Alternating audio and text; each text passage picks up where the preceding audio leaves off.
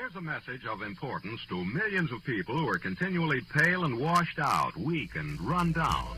Doctors will tell you that these conditions are often caused by a deficiency of iron.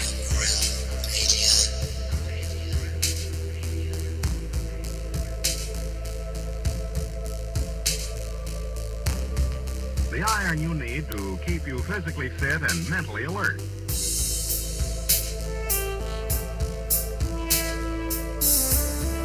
Medical studies show that 2 out of 3 women and many, many men lack the daily iron your body requires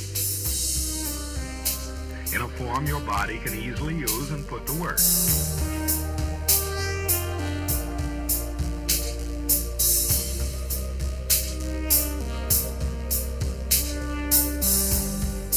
Every dose gives you more than your daily minimum iron requirement. We are awake, we are not alone. We are striving for more. So if you're not getting the iron your body needs,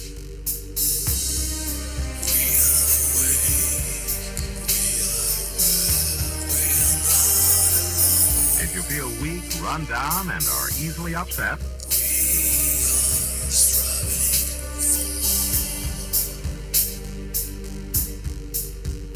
start taking iron today.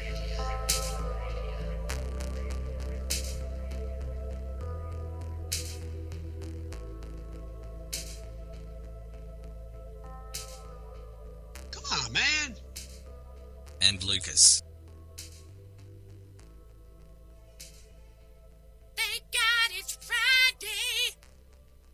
It's Friday, my dudes. And a TGIF to you all. Welcome to the Ironworks right here on the Iron Row Media YouTube channel. Look at me go. This is not the Ironworks. This is Have No Sphere.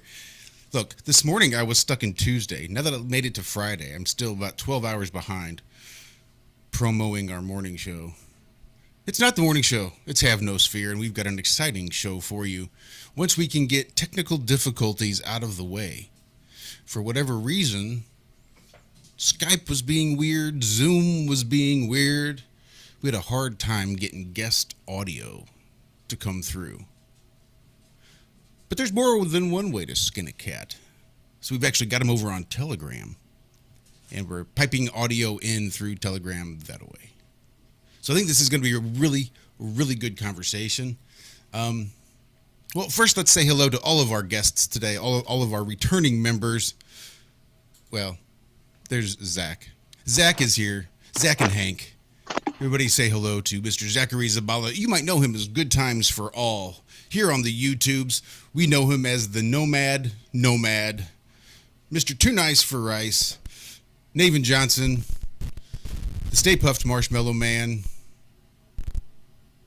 Did I miss one? Just like there's one more. I don't know. I feel like there's one more, but I got Maven Johnson. That's one I usually forget. But hi, Zach. How the hell you doing? Yeah, I'm doing pretty good, Josh. Another beautiful day here in South Kakalaki. Yeah, you know, just I spent a lot of the day watching, Martin while he was live and wrapping up the conference and everything. They had a great time over there, it looks like. Went off without a hitch. So, yeah, congrats to Martin and everybody that was a part of that over there. It looked like everybody had a great time. So, yeah, good day. Can't complain. How was your day? My day was pretty good, given the fire that was lit under my ass yesterday and this morning. My boss talked me down off the ledge, reminded me that, just because some senile old fuck out there in the ether, wherever the hell he is, manages to ramble on and say some shit when he's on television, isn't any reason to freak out and get all upset. There's many a slip twixt a cup and a lip.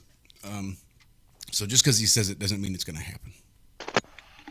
Yeah, I was actually, I was talking to Jaron about that. I was like, you might hear some stuff, people saying stuff at school about this and that.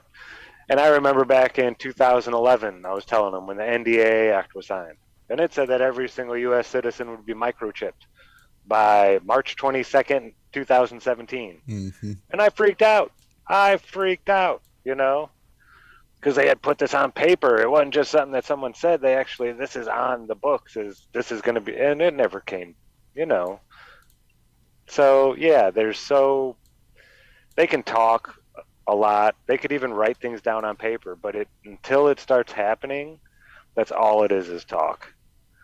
And I think it's there to drive fear more than anything, really. So yeah, we'll see.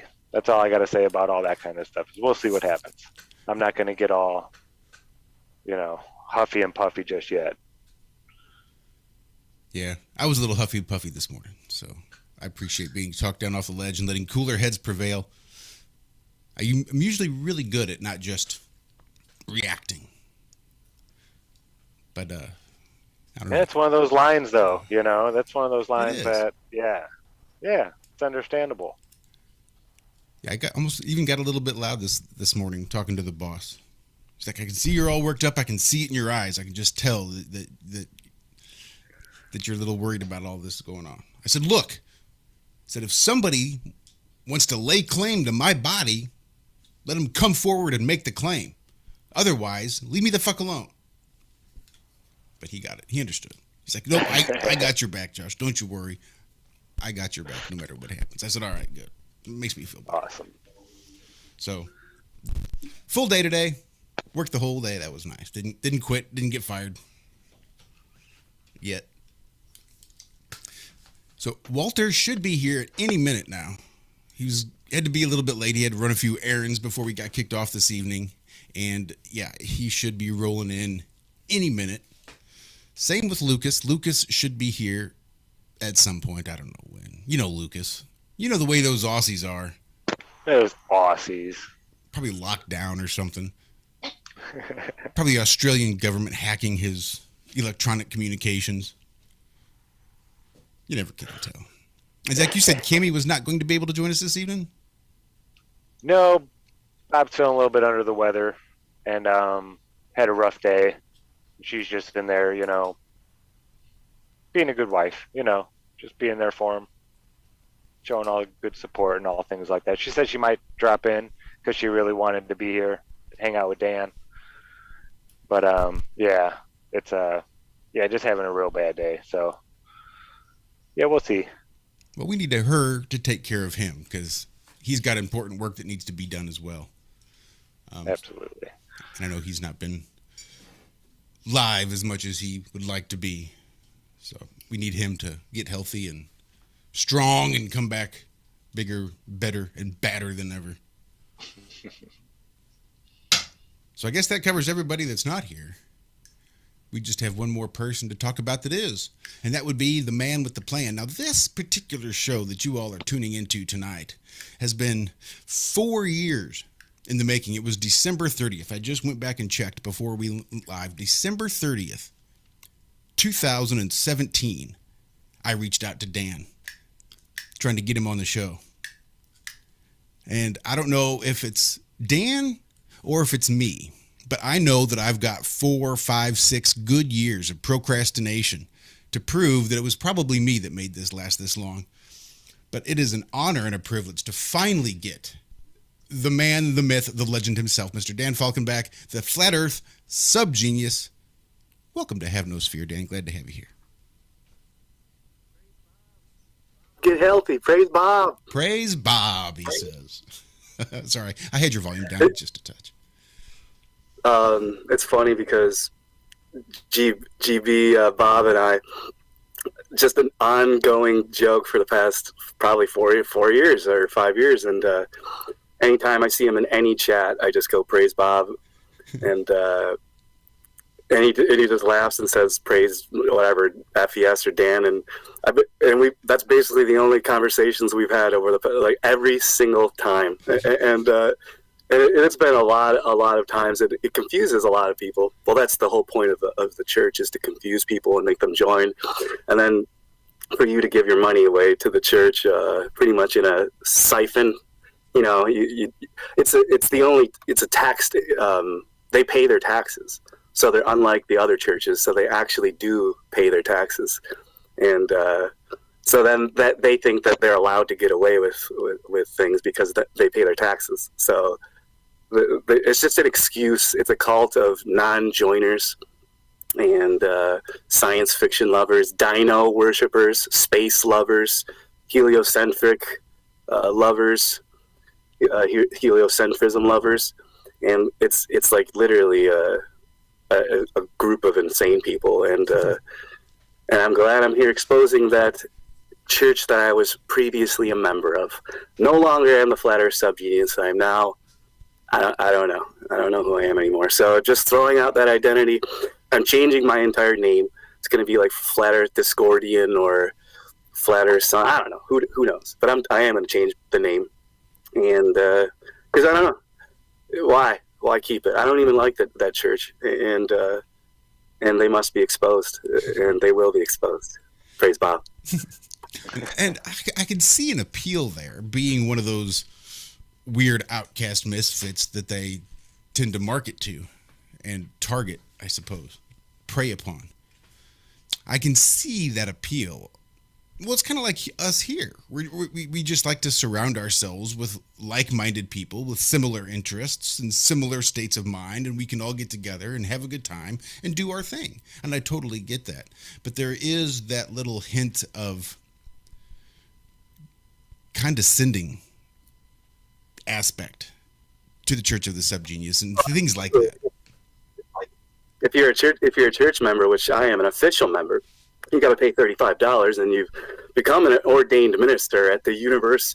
You remember, like, the funny part is that I was already, the Universal Life Church. Mm-hmm.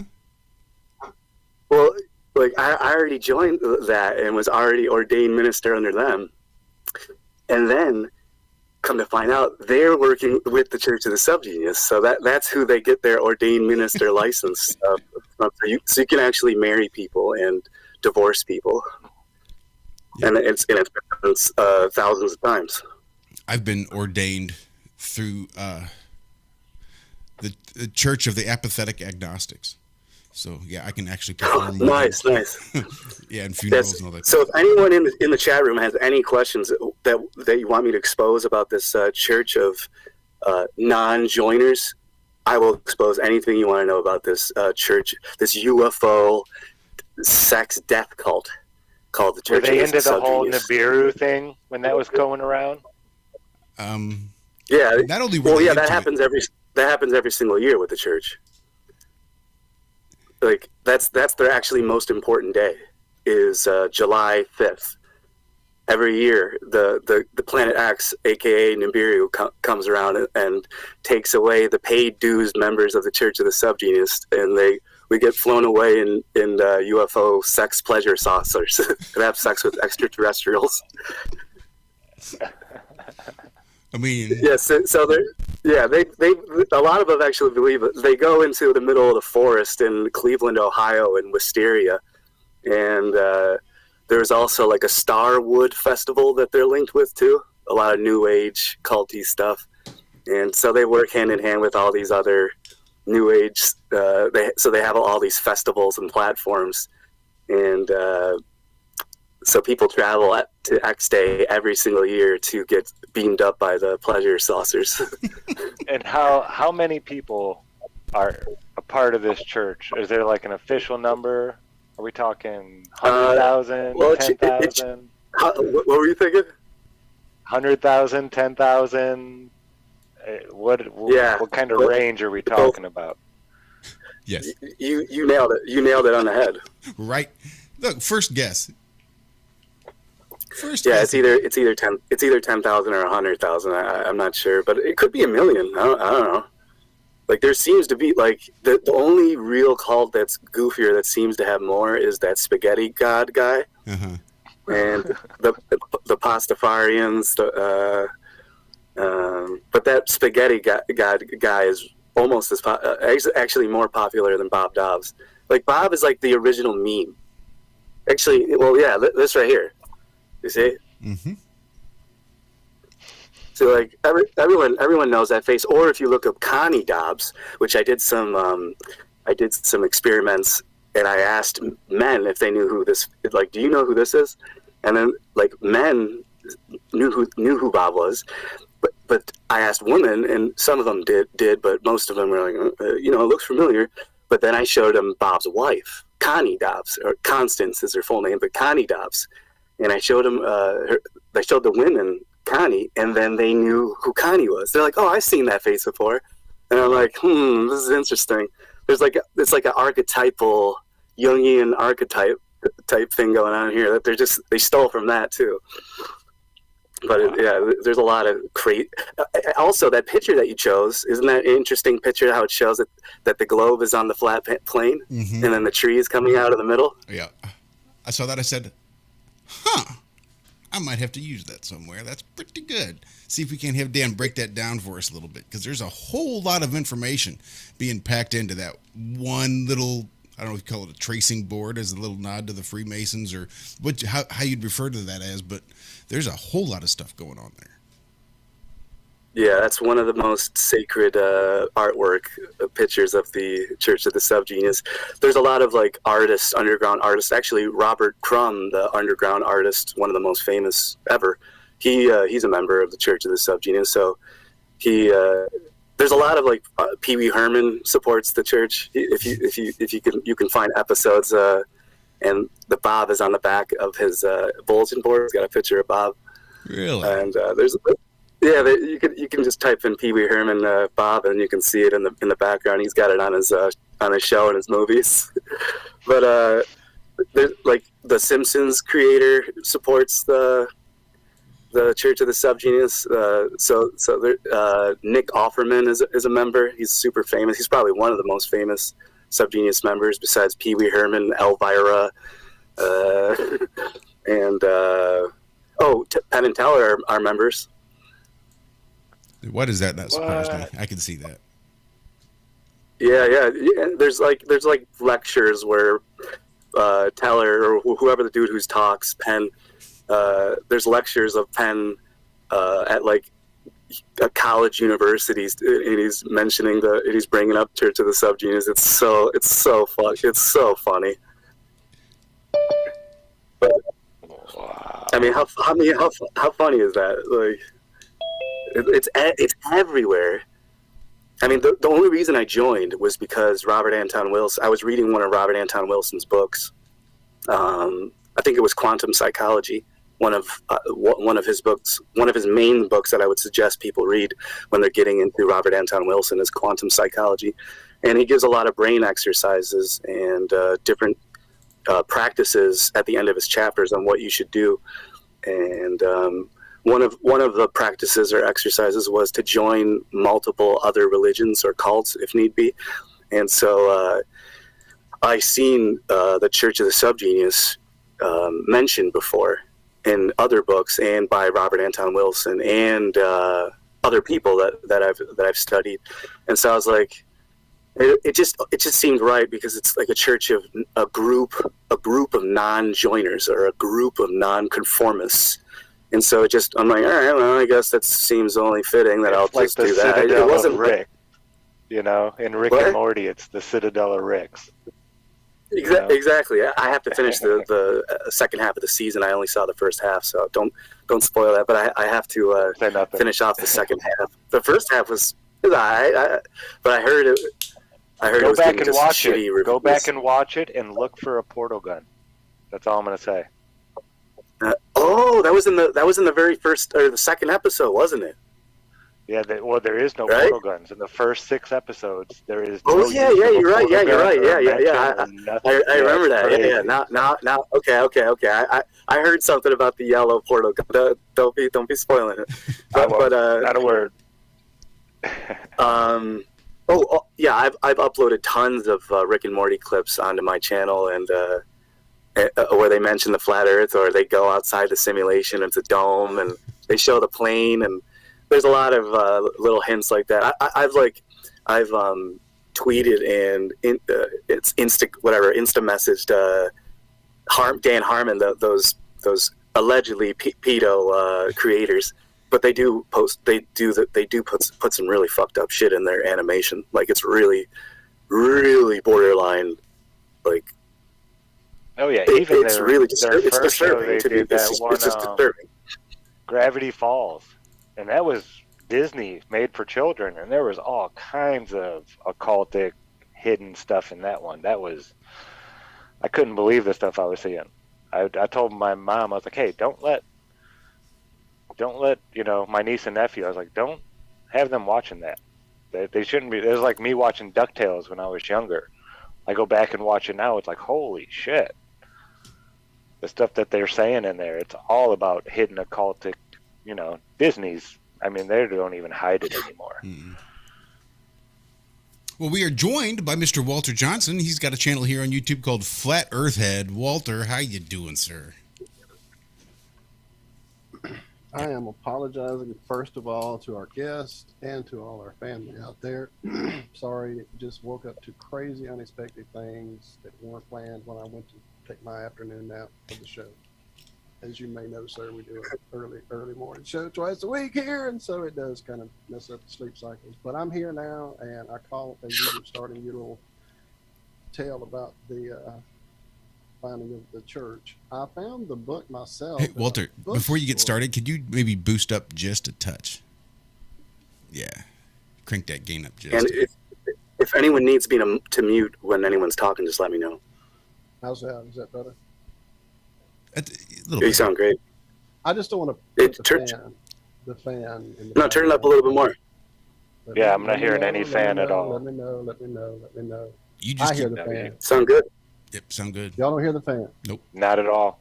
How am I hearing the fan, but you guys aren't? Because it's getting processed through the call and on our end, before but it not gets to you through guys. Okay, as long as it's fine for you, I'm fine with it. I just didn't want to drown anybody out. So yeah, man. Again, I'm glad you're here. I'll shut up.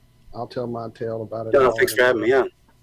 No, if you have any questions, if you want me to expose the Church of the SubGenius, ask me anything, because I'm not supposed to expose the Church of the SubGenius and let people know the secrets, but I'm going to let all you know the secrets of this church of hypocrites and LGBT.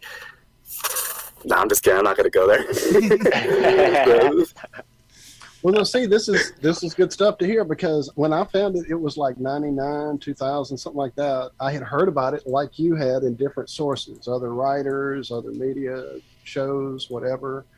I was always big into finding out what my favorite artists or comedy actors, whatever, were into, and a lot of them seem to have mentioned this over the years. So when I saw the book in a used bookstore, grabbed it just to check it out, especially when I opened it up, saw the crazy illustrations, loving art. So I'm like, wow, this is something else. Let me see what this is really all about. So I read it. My brain broke. I figured I needed to slack a little bit, and I read it more. I read it a little more. I read it again.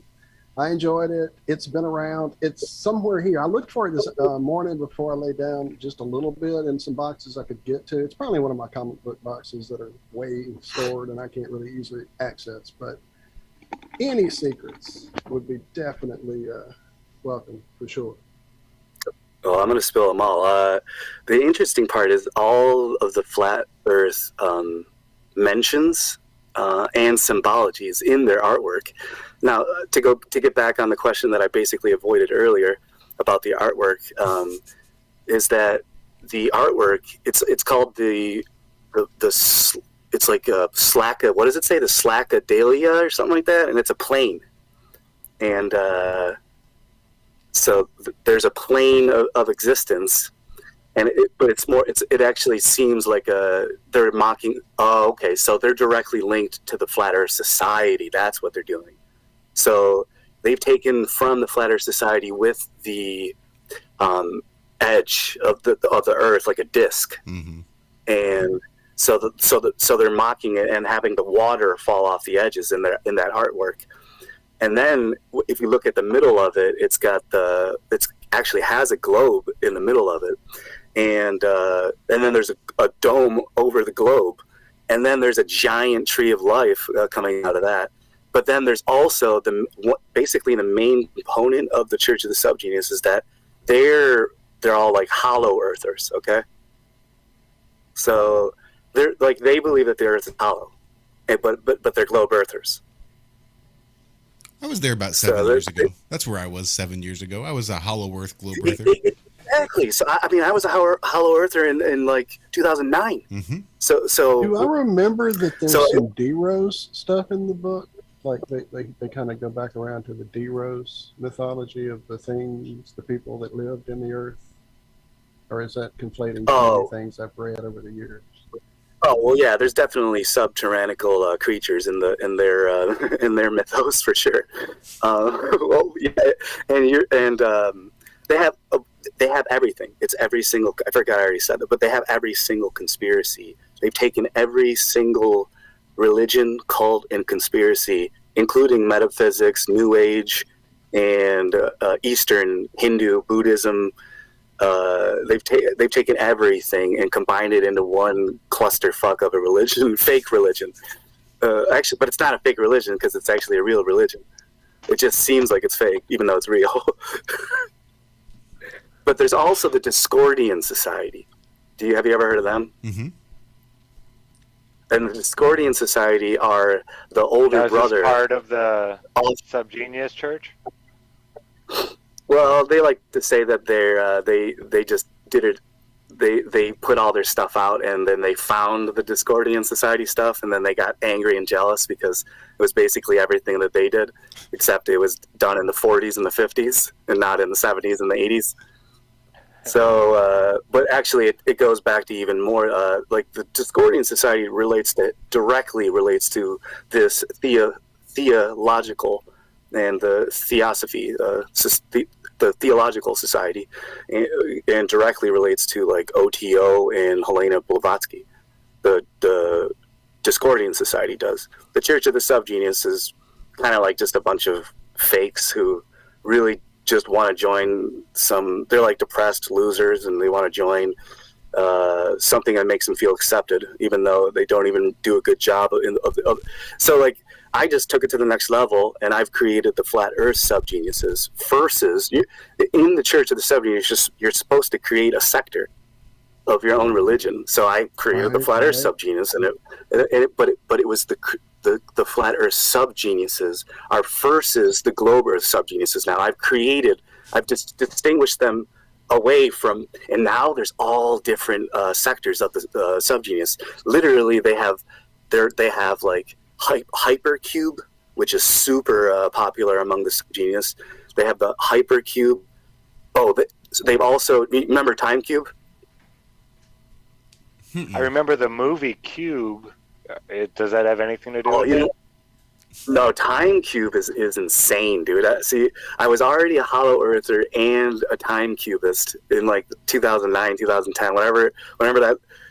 This Time Cube crap, it's like a flat plane it's divided into 4 sections, and each quadrant of the plane has its own seasons and time.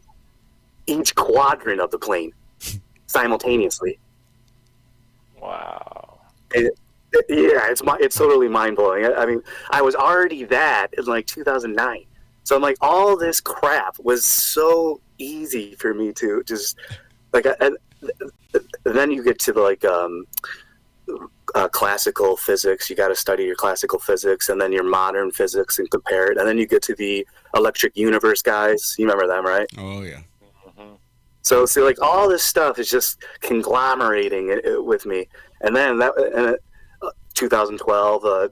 I mean, I was already anti-moon landing in 2009. I was already arguing against speed of light, relativity, and Einstein back then. So all this stuff was easy.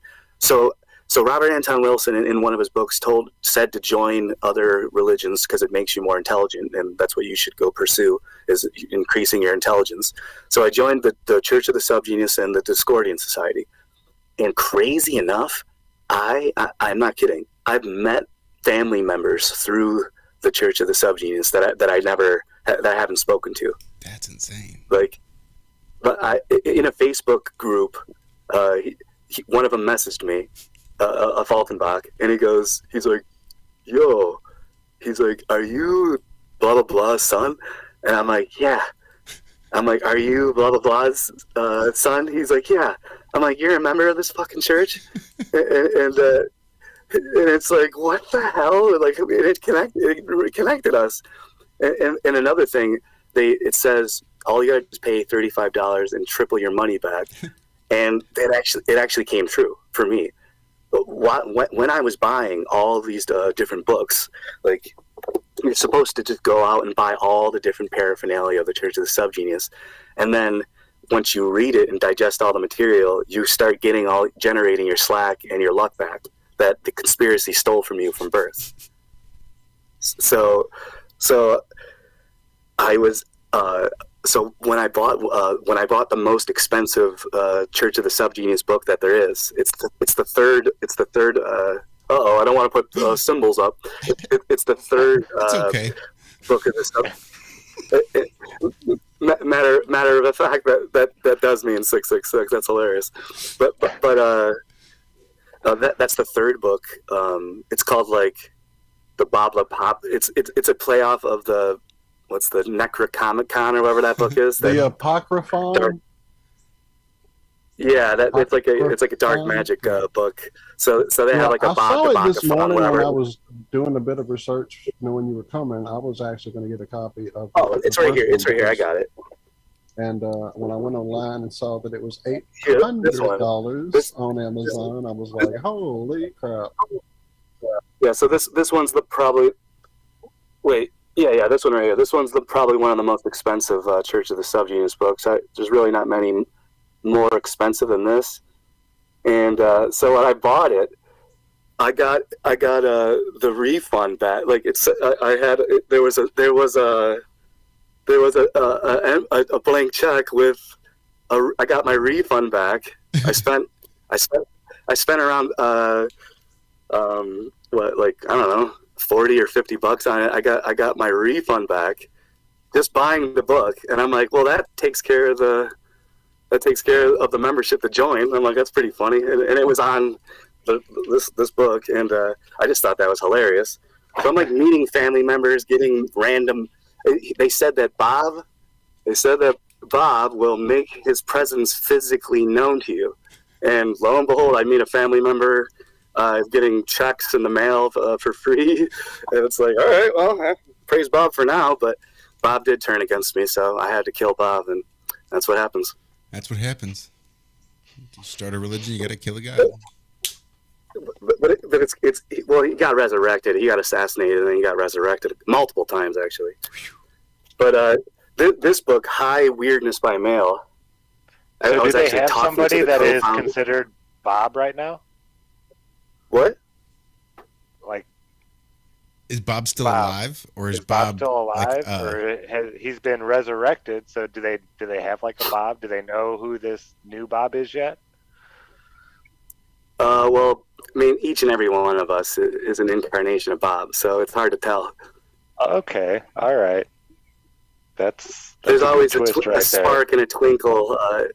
If you see the twinkle in someone's eye, you know they're a member. But this book, High Weirdness by Mail, I was actually talking with Ivan Stang himself on a Zoom meeting.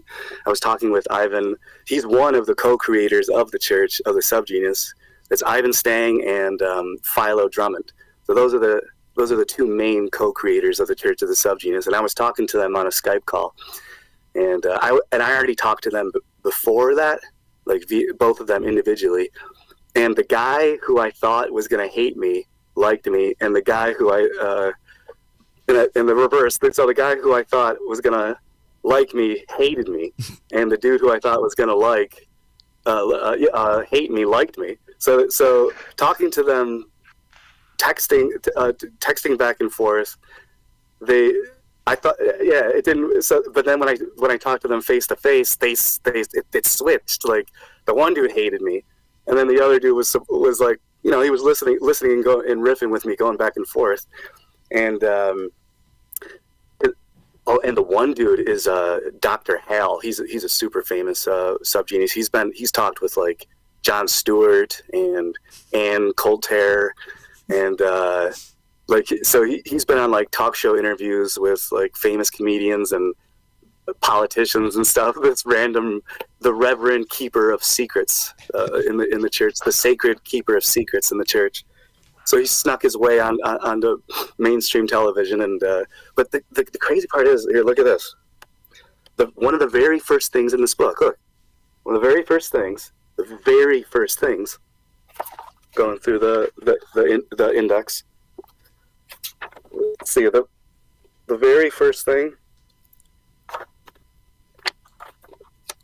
Come on.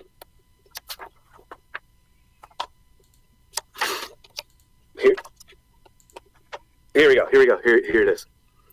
So we got page 27. Look at this. It says this.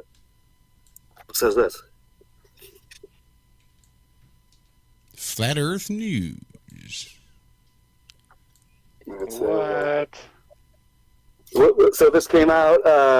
So they showed me. This is the unknown. This is where Eric Dubay took his stuff from, which was Charles K. Johnson, the president of the original International Flat Earth Society. So it's like all linked. So Flat this Earth is News. And when did you get that book? The original. 2009 you got that book? No. This book came out in the late 80s. Wow. But so this book came out in 1988. That's insane. Yes, it is insane, and that's why people think it's they that's why everyone's avoided me for the past 6 years, is because they're like, he's a part of that insane wacky cult. There's nothing good can come of them, but it's like, I've been studying all the occult underground shit that people are scared to do.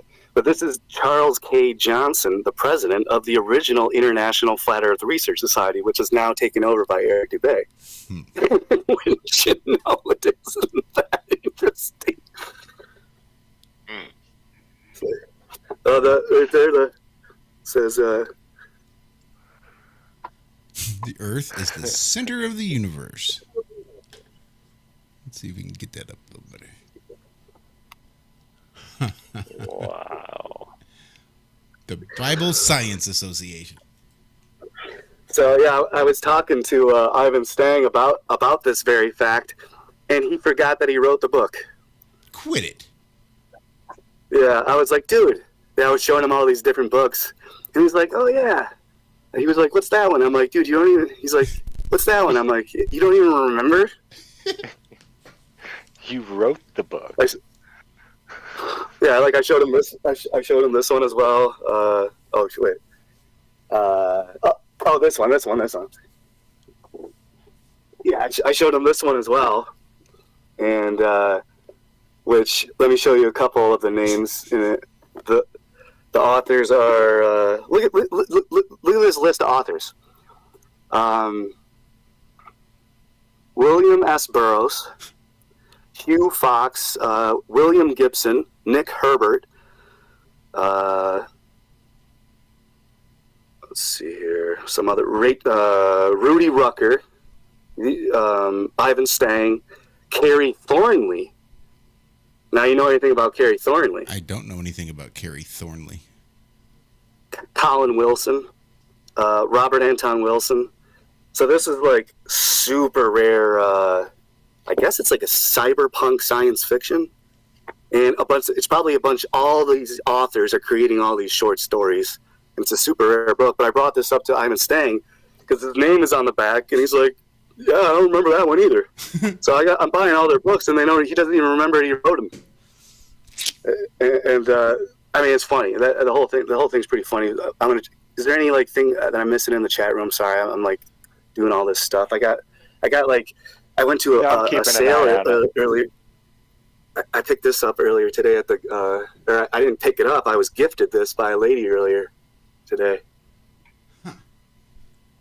I went to a garage sale, and she said that this was her father's, and she gave it to me as a present because I bought like 120 books. He said this is what he put when he started his own library in his shop. So that's what I'm gonna do because I'm creating my shop. I got like probably like 6,000 books. That's a collection, man. I'm literally surrounded right now. I mean, if you could see, it's absurd. I have every single section, whether it's these fake wars that they've been creating since the beginning of time that aren't real, like especially World War II. But we, yeah, we'll mosey on over that. Let's see here. You got all your MK Ultra crap with, the government involved with their drug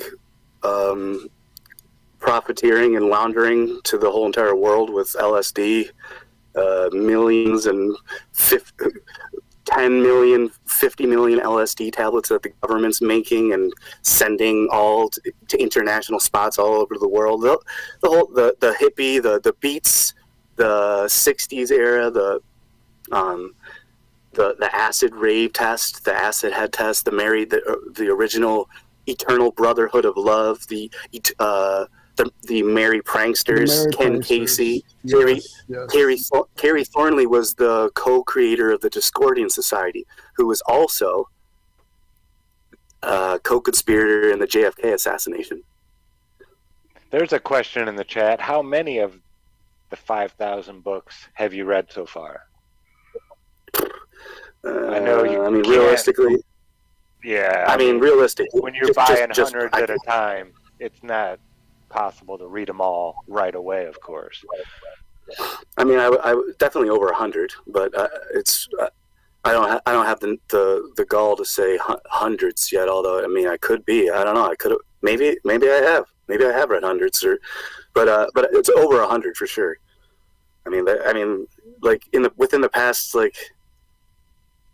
Within the past 11 years, I read every single day. It's pretty much nonstop. I read like 5 books at the same time. My mom used to do that. But the thing is that when you do that, you get scatterbrained. I love to read too, bro. I read. Now, since the invention of this handheld demon device, I don't read as much as I used to, or I call myself reading when I'm reading on it, but it just seems to take the attention away and you don't really finish things and just kind of skip to the end and now you're done. And where's that next thing? And so, yeah, fuck that thing. Sorry.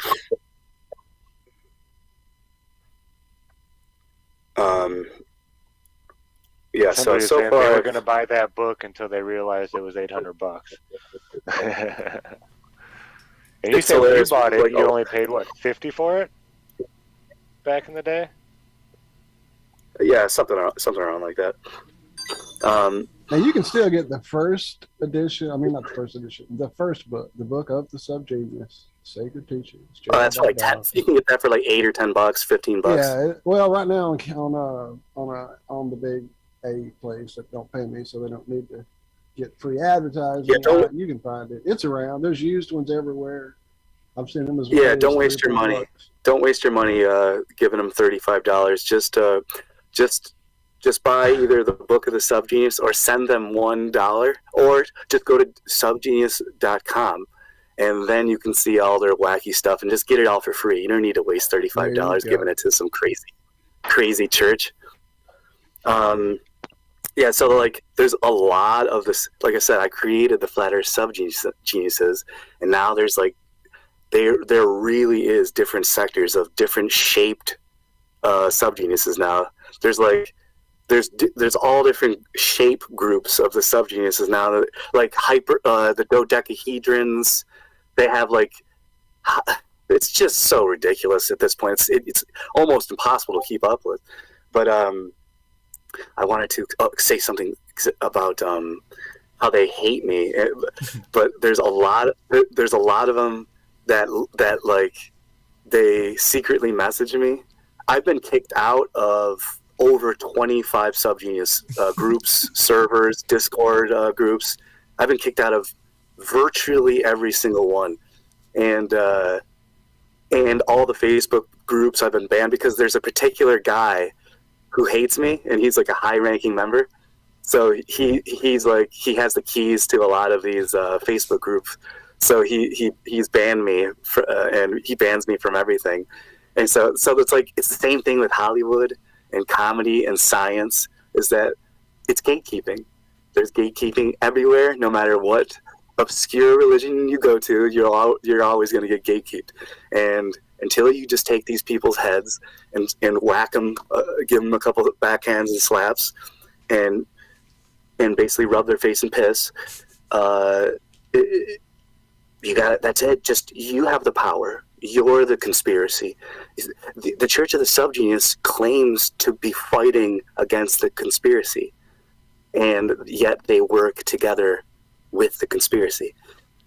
And so, like, I'm doing what the Church of the SubGenius wants, which is to expose the conspiracy. So I'm exposing the conspiracy that the Church of the SubGenius is involved in, and they don't like my shape, or they don't like the fact that it's objectively level and stationary, and so they can't do anything about it, and so that upsets them because they have no proof, and they just believe in dinosaurs and cartoons, silly stories, and once someone takes things too seriously, they say that like there's different types of Slack. There's different personalities of subgeniuses. Not all subgeniuses get along, obviously. I actually know the difference between the Discordians and the subgenius now. Most people don't even know what the subgenius are. Most people don't know what the Discordians are. Most people who are only subgenius probably don't even know who the Discordians are. But the Discordians definitely know who the subgenius are, because there's shit tons. Now, there's more Discordians than there are subgeniuses. That is for sure. There are hundreds of thousands of Discordians. Hundreds of thousands of Discordians. Easily. That's all chaos magic. Is what those people are. That's why most people would probably stay away from it. Followers of Madame Blavatsky and yeah. Wow. Yeah. So that, like, they're like, oh, I don't want to talk with this guy. It's like, no, I'm sorry, I'm the one doing the work and studying the stuff and deciphering the difference, and because the dumber you think it is, the more truth there's inside of it. Well, yeah, that's how we've been, bred to believe. Everything we've been taught is backwards. So when you hear the truth, Right. yeah, you think it's just crazy talk. You got about $350 right there donated, and you. Thank you, commercial sound and video. Thank you, brother. We appreciate it. Much love, Nate. I got this shirt given to me by Kevin Bublik in New Mexico recently. He just sent it to me for free from his clothing line, Density Clothing Company. The Earth is flat. Nice. Very nice. It's nice I've color. seen a lot more shirts. Yeah. Even people that are not flat earthers, they're like making fun of flat Earth almost. It's. Oh, I know. Yeah. Yeah, you're seeing all kinds of, people who like to say, oh, flat Earth is dying. It's, going away. It's like, no, it's growing leaps and bounds. I saw some belt in some online hiking store. And it was the so-and-so belt, and then it had a hyphen or a dash, and then flat Earth was the name of the belt. No, it's the color. It's the color, Zach. Oh, okay. Flat Earth. Okay. Yeah. Color? If you start looking I've never around, seen that used as a color before. Flat Earth. you have. It's kind of a newer one for rifles and such and pistols. You've probably seen the color and not realized it was called dark flat Earth.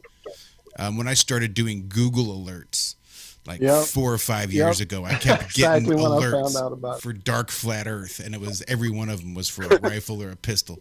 And it's just the coloring, whether it's black or gray or blue or the dark flat Earth. So my guess is that was the color of the belt, Zach. That makes sense. Was it like a real light olive? Yep. Yep. Yep, that's what it was then. Okay. Well, that makes more sense. Because I was like, why would someone name a belt flat?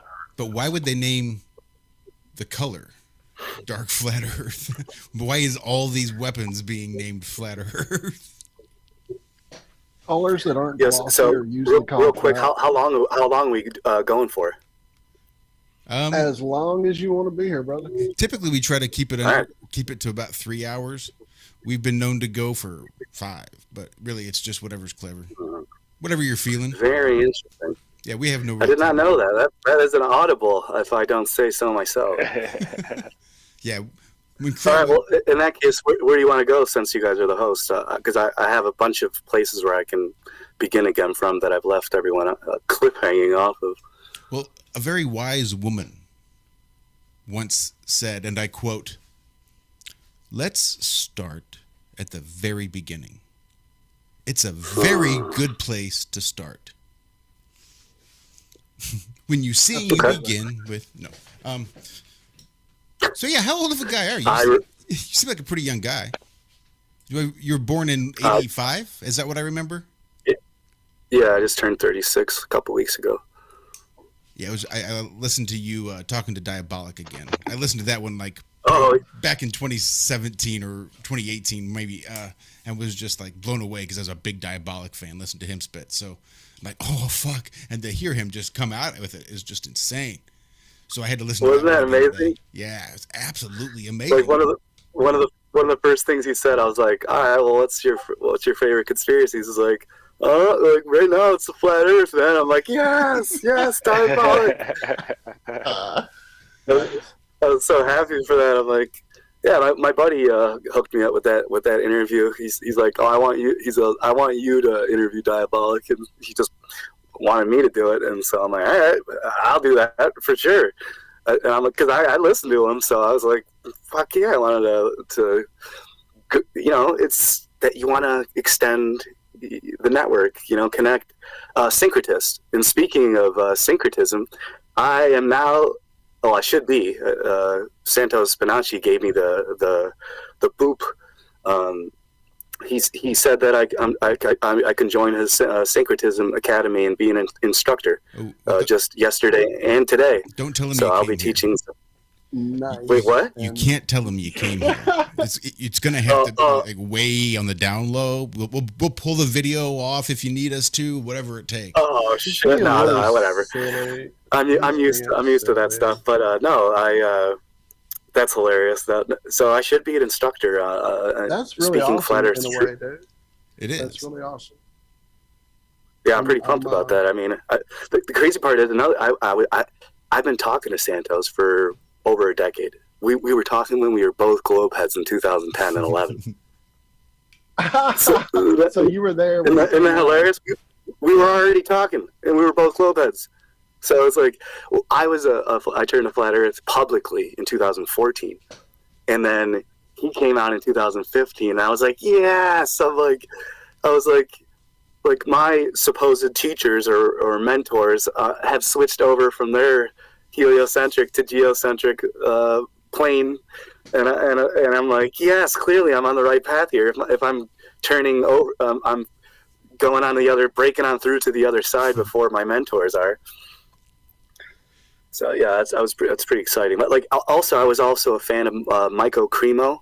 And, you said let's go back to the beginning. Okay, well, the very first thing I ever wanted to be in the world was an archaeologist, and I just said Michael Cremo. I was 3 years old. One of the very first books I read was it was an award-winning book on astronomy, which I still have, and it came out in either 1987 or 1988. So I was 2 or 3 years old when I read this award-winning astronomy book. And I've been obsessed with the constellations in the sky, and seeing all the constellations in the sky at once. And why can I not see them all? And I've been obsessed with that my whole life, to the point where I even started to study the Chinese zodiac and different horoscopes and different so I'm like, okay, the horoscopes is the constellations, and okay, that makes sense, and so that even played a part with me moving. And like when I moved in my early 20s, I moved to Los Angeles. I was already a teacher. I was teaching heliocentric science and getting paid by the government. How much? About $12 an hour when I was like 22 years old, and I was teaching kids heliocentric science. And then I recorded myself getting fired. I had a recording device, and they tried to send me home because I was wearing all green on St. Patrick's Day, and so the principal called me in the office, tried to send me home, and I told her I'm not going home and changing because the kids are all acting nice, and it cheers them up when somebody wears different bright colors on these holidays, and so I refused to change, and then so I knew they were going to fire me, so then I went in there and recorded myself getting fired, and then within a year I made a decision to do the famous crazy from New York to Los Angeles, become a comedian. I can do it. I can make it in Hollywood. And so I did that. I just drove there. I was depressed and willing to die. And so I just lived next to Skid Row for like 6 months and learned all about the homelessness and psychopaths, crazy people there, and Hollywood, doing stand-up comedy. And but yeah, I wanted to. I mean, I still have my papers of wanting to excavate the Bosnian pyramids. Remember the Bosnian pyramids? Oh yeah. So, but like, I was already studying the Bosnian pyramids in like 2007, and I already made plans to go there and to excavate the ruins. And I even printed out the registration form to do it. And this was pre-2012, and so I'm about to go to the fucking Bosnian ruins and excavate fucking ruins pre-2012. And why did I bring that up? Oh, because archaeology. And so then I find Michael Cremo's Forbidden Archaeology works, his books, and also the calendar of Adam's calendar in Southern Africa, the original birthplace of man. Originally, was that Pangea theory or whatever? The origin of man, the black people, the black conscious community gets behind. Right. The black conscious community. All the masses The black of conscious land community one. is. Sorry. Go ahead. What you were saying? You just said Pangea, how like all the different continents were all like stuck together at one point, and then they started shifting apart. And yeah, like over 50% of the black conscious community, that's their ideology. If you didn't know, that's their theology, philosophy, whatever you want to call it, mythology. And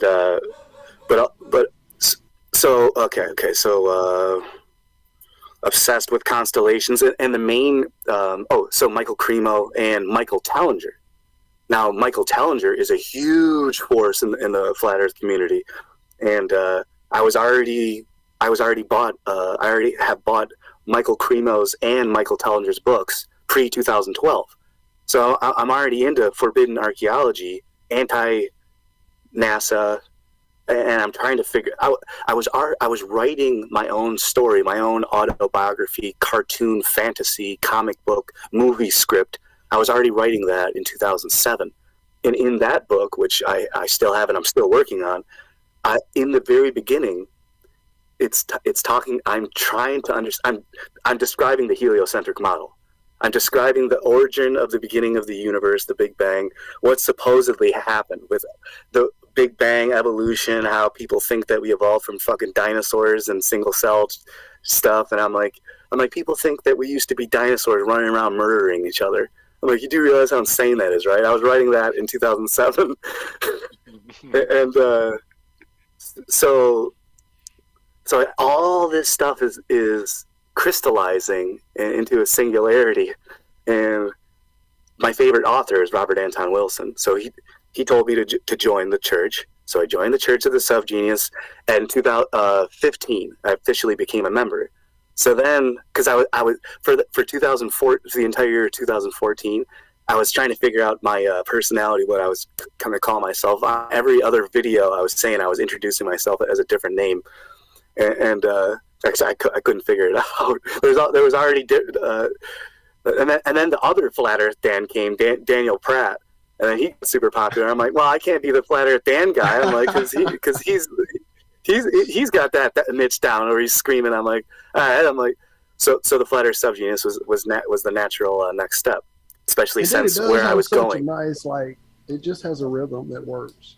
I was thinking about it all day. I was like, dude, that's such a nice rhythm to that name. It just works. Hell yeah! All right, well, I might keep it then.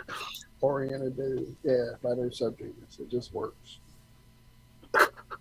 Yeah, well, it doesn't work too much when you're trying to talk with like famous people who are like Flat Earth SubGenius. Well, you then have to just create a whole new persona for those people.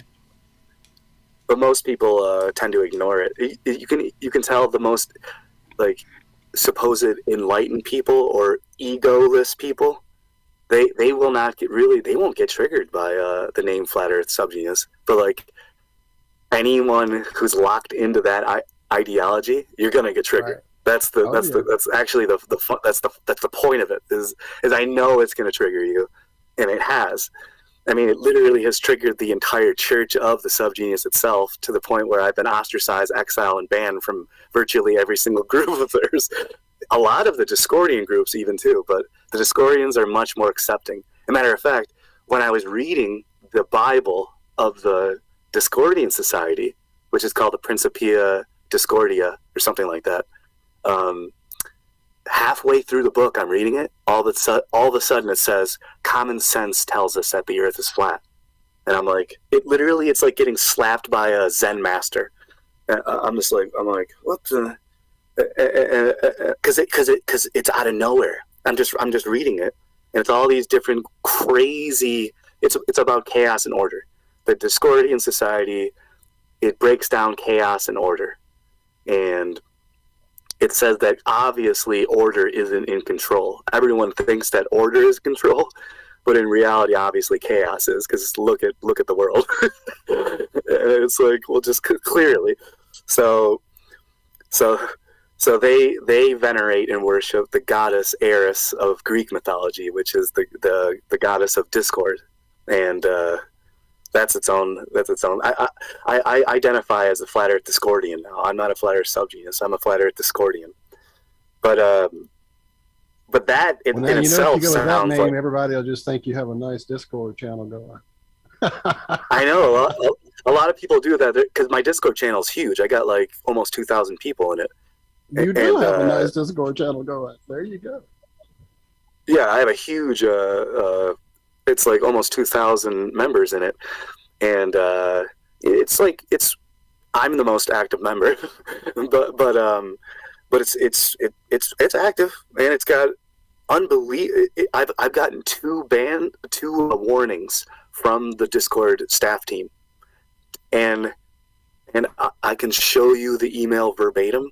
They are trolling me because they know I'm a flat earther. They said in their email that we're like rocket boosting.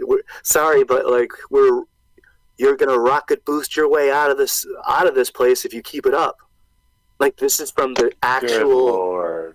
I'm getting an email from the Discord server about a warning. Rocket space puns. And I can show you it, and I couldn't believe it actually, because I got banned from Telegram my first week joining it.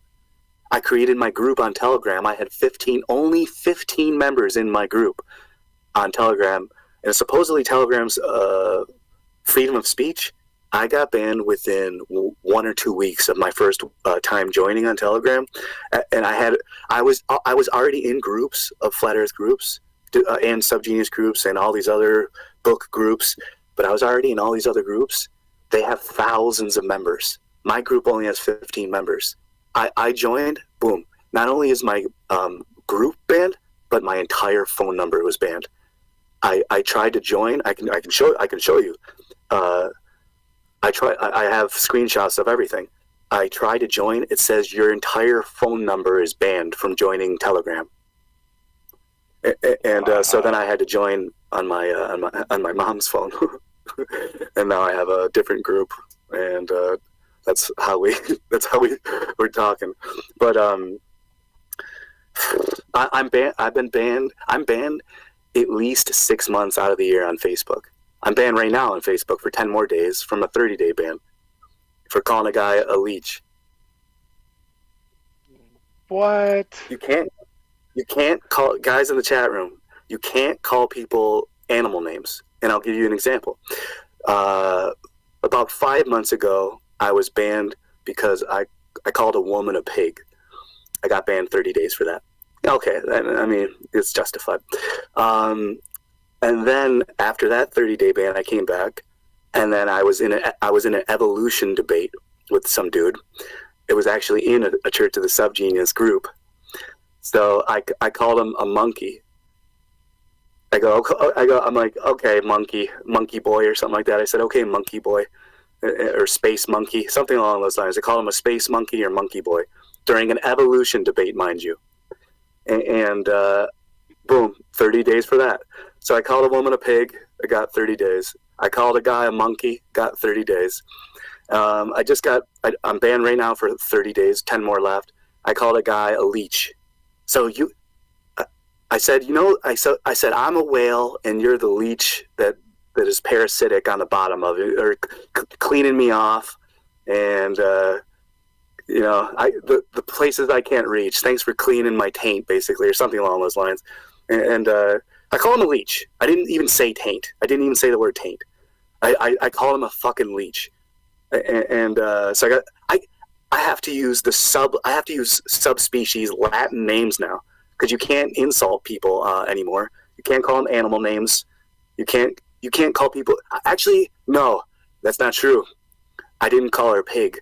I said she's fucking gross. I didn't even say pig. I said that lady is fucking gross, and I got 30-day ban for calling someone gross. I'm banned. I just got off of my ban on Twitter because I said so. I got a 1-week ban on Twitter. Some dude or lady wrote an article, and it was insane. What was it? It was just crazy insane, supporting stuff it shouldn't be supported. And I said, whoever wrote this article deserves the death penalty. And I know, but that's funny. And especially when you read it on Twitter in the comment section, and it says, whoever wrote this article deserves the death penalty. I'm sorry, but that's hilarious. I got banned for a week for that recently. And then I came back. Another person wrote an article, again, that I disagreed with. And I said, the article was mentioning a group of bad people. This is a group of bad people, like the flat earthers, for example, like they try to smear us, like in their campaigns. So I said, well, why don't you just run them all over? In the article, it's all I said was, why don't you just run them all over? Because they're writing a smear campaign against these people, trying to show how bad these people are. Well, then why don't you just run them all over? And I got a week ban for that. I just got unbanned for Twitter from that. So I'm getting banned on Facebook. Literally, cults and religions are banning me from their stuff. Telegram, Twitter, Instagram. I got banned on recently, which I took a picture of. See, these comedians, we're in the flat earth. The flat earth SubGeniuses. I created a new genre of comedy. It's called flat earth comedy, and I credit Matt Powerland to it because he's the very first flat earth comedian, at least to my knowledge. So Powerland might be the very first flat earth comedian, but I am the inventor of flat earth comedy, and I'm the person to make the distinguish difference between what is a flat earth comedian and what is a globe earth comedian, because every single comedian that you know right now is a globe earth comedian. And so I'm creating a group of flat earth comedians, and guess what? There's a lot of famous people that you know that are flat earthers now, and they can't talk about it on stage. Okay? So there's a lot of stuff going on underground, and there's a line being drawn between old comedians and young comedians. Flat Earth comedians, globe Earth comedians, flat Earth subgeniuses, globe Earth subgeniuses, all these different lines getting blurred and crossed, all because of Operation Mindfuck, Operation Mindfix, Operation Mindfox. And if you don't know what Operation Mindfuck is, well, then you're not a member of it. Because if you would know if you were, you would know. It's a group of creative people, and, well, they spread propaganda and they blame the other members. They blame the other members if they like, well, are you the one that did this? Is spreading this? No, it was that person. So every single one of them is going, no, it was that person, and that's like where a lot of this crazy Illuminati shit came from. Is from the early '60s and '70s. This shit was getting talked about underground, but it got propagated like massively through newspapers and magazines from literary authors, and they were like pretending that it was real and wasn't real at the same time, and then everyone was freaking out like they did in Orson Welles' War of the Worlds, fake alien invasion on the radio that made people freak out and die and move out of their hometowns. You know all about Orson Welles and the War of the Worlds, right? Fake alien invasion. Sound familiar? Oh yeah. Oh yeah. So this motherfucker. That's what the Discordian Society, Operation Mindfuck, and basically the Church of the SubGenius is. It's all these different secret societies, but they're not secret because they're public. So it's like, it's not secret, it's public, and we're the ones we're just letting you know about these stuff. Like, they don't let you know that this stuff, but these cults and religions do. It's what does it say? It's a fake religion disguised as a joke, disguised as a. It's like it's ridiculous. They try to go so meta and get into it, intellectualize themselves, make it seem more grandiose than it really is. I mean, it's a good tactic. I have these books that I want to open real quick. So if you want to take over while I'm opening up these books that I'm gonna open up these books live. Just these 3 books real quick. I'll make it pretty quick. Right on. Yeah, sure. Well, I want to thank everybody for hanging out with us there in chat. Apparently, you've had a few trolls follow you over here. We are like 98% troll free. We don't ever have, like, we're so underground. We are a niche show, even for flat earthers. What does that tell you? What are the trolls like? Let me go investigate. I don't even know. I've not been really keeping too close an eye on there. I know I kind of glance over now and again because I'm all wrapped up in this with you, Dan, and I glance over and see someone else is gone. So I know everybody there in chat's on it. I appreciate you guys taking care of things.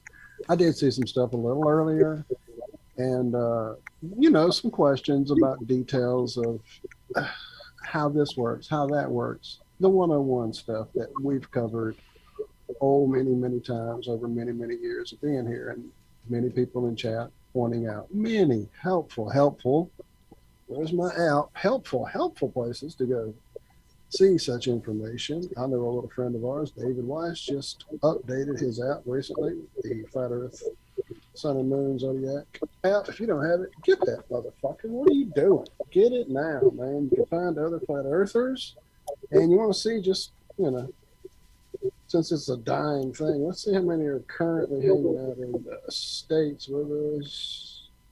Uh-oh. It's taking a minute because apparently there's a gazillion. Wow, it is almost the entire outline of the USA. Sorry, I'm being silly. But dude, truly, if you want some information, folks in chat who are genuinely looking for some serious answers, it can be found right there. David is collated quite a nice little group of videos, lots of detailed ways to search for information. Go get it. Go do that right now. Did I blow that commercial for you, Zach? I'm sorry. I'm eating up your commercial time. You're supposed No, to be doing that this was and getting paid. Did you say the name of the app? I tried to, but I probably garbled it. You say it so much better than me, and I know you get 5 cents a word. So no, I'm just kidding. I'm Flat just Earth, kidding. Sun, Moon, and Zodiac Clock app by Blue Water Bay. If it's not by Blue Water Bay, please do not send David an email telling him his app sucks, since that is not his app. Blue Water It's Bay. not Blue Water Bay. You bought a baller. Mm-hmm. You just paid a baller. So here's 45 seconds. I think I did manage to dig this one out. I'm not sure how much of it is actually cut because I've got so many different ones. So we'll just take a quick listen just because it's always entertaining. Proven beyond any doubt that there's never been a Jesus and there's never been a globe. For you. And no, not for me. It's a fact. It has been proven. Proven. No, not for me. Jesus the historical is a satanic lie. Not for me, okay? So, Santos, do you think there are people out there that would say that it is a proven fact that he did exist? Do you think the opposite stance exists? Hey, listen, whoever that dumb fuck is who said, for you, I want him off this panel or I'm off. Understand? No, I think it's probably best you leave then. I was about to say, I think it sounds like I didn't want to know. See you later, Yes. Santos. My goodness. That's too bad. See, I was the same way. When I heard Santos went flat, I was so pumped. I'm like, yeah, it's going to go. Yeah, it's I remember that. skyrocketing now. There is no stopping. Santos Bonacci just went flat. There's no stopping this shit. I was a big Santos fan for a long time. I still am a big Santos fan. It's not like I have anything against the guy. We had 2 shows. It was like a Friday, and he came on our morning show. Did a great show. 2 hours. Good stuff. Came back here for Have No Sphere. And that was the extent of it. That was basically how it ended. Yeah, right off the bat. So yeah, nothing against. Yeah, Santos. I was watching that live, man. I remember it was good stuff. Yeah, he I put was out. like, oh man, I wanted them to have a good connection. That didn't work. Well, I thought we And had. dude, what sucks is we had an amazing show with him on Ironworks prior to that. I think it was just Josh and I don't think Zach had actually joined the shit, had he? I don't think so. No, I don't think I Yeah, would. he was still calling us on a regular basis, and he was part of the chat family, but he wasn't on the team yet here on the show. And so we were excited to get Santos over here, and dude, it was like, yeah, and you saw it, the train wreck that occurred just out of nowhere. It was like he came in hot. I mean, before that occurred, him and Rob had already kind of bumped heads over some math he was questioning or something. It was just a lot of just like whoa kind of energy immediately, and yeah, unfortunately it derailed quickly to the point that there was an active little He put a vendetta bounty going on, Yeah. right? A bounty on us there. He did. He paid. He was willing to pay people to have our channel taken This down and little tiny taken out. nowhere channel. I know it's all of his really funny. artwork. He was going to give away a bunch of his artwork to anybody that could get rid of us, get us off the internet, and Oh, get us man. off YouTube. Yeah. Jeez. There was a lot of stuff behind the scenes you guys really missed out on that we just felt like not airing because, I mean, we never have been that kind of channel just to throw drama around. If we did, we'd probably have a whole lot more viewers and a whole lot more trolls. So we're really happy with less trolls. I'm a bridge builder. Exactly. I'm not the one that comes through and just tears shit up. I want to make it work. So, All right. and I've seen a few You see things since that he's been on. Just Ooh. I've caught some things as I've gone flipping through, and there he is. Oh. Talking great shit. And Who's it's the like, author there? Knowledge of the higher worlds and let me its go see what attainment. we got. Hang on one second. Rudolf Steiner. Nice. Wow. This is going to be a good one. So how much do you usually pay for like a big thing of books like that? Do you try to find the real good deals where you can get a bunch of them for cheap, or do you have to end up paying quite a bit for some of them? I mean, I spent thousands of dollars on books. I mean, that's how I make my money. I buy and sell books. I mean, I have books that are thousands of dollars. I have books that are over $5,000, and so like if you could sell books for hundreds of dollars, or like $200 or $400, $500 or $1,000, but even selling books for $20 or $50, you can make an easy profit off of that on eBay and Amazon and other social media sites that you can use. So, yeah, I mean, I'm just in a business that not many people want, because it's a lot of physical labor. Like I bought a shit ton of books in Colorado and California, so I've had to take all. I mean, like I said, I mean, it takes a lot of money sending 30 boxes of books. Yeah, I bet. From California to New York. It costs hundreds and hundreds of dollars, and so I have like an eclectic, an incredible, vast library of books, and it's of every single category known to man. At least that's what I'm trying to build, and I have my own plans of what I'm going to do with it, but I can't tell everything. But this is the last one here for now. But this book was recommended to me by Tim Scully, who is an infamous legend. So he told me to get this one. How to Change Your Mind. That's a...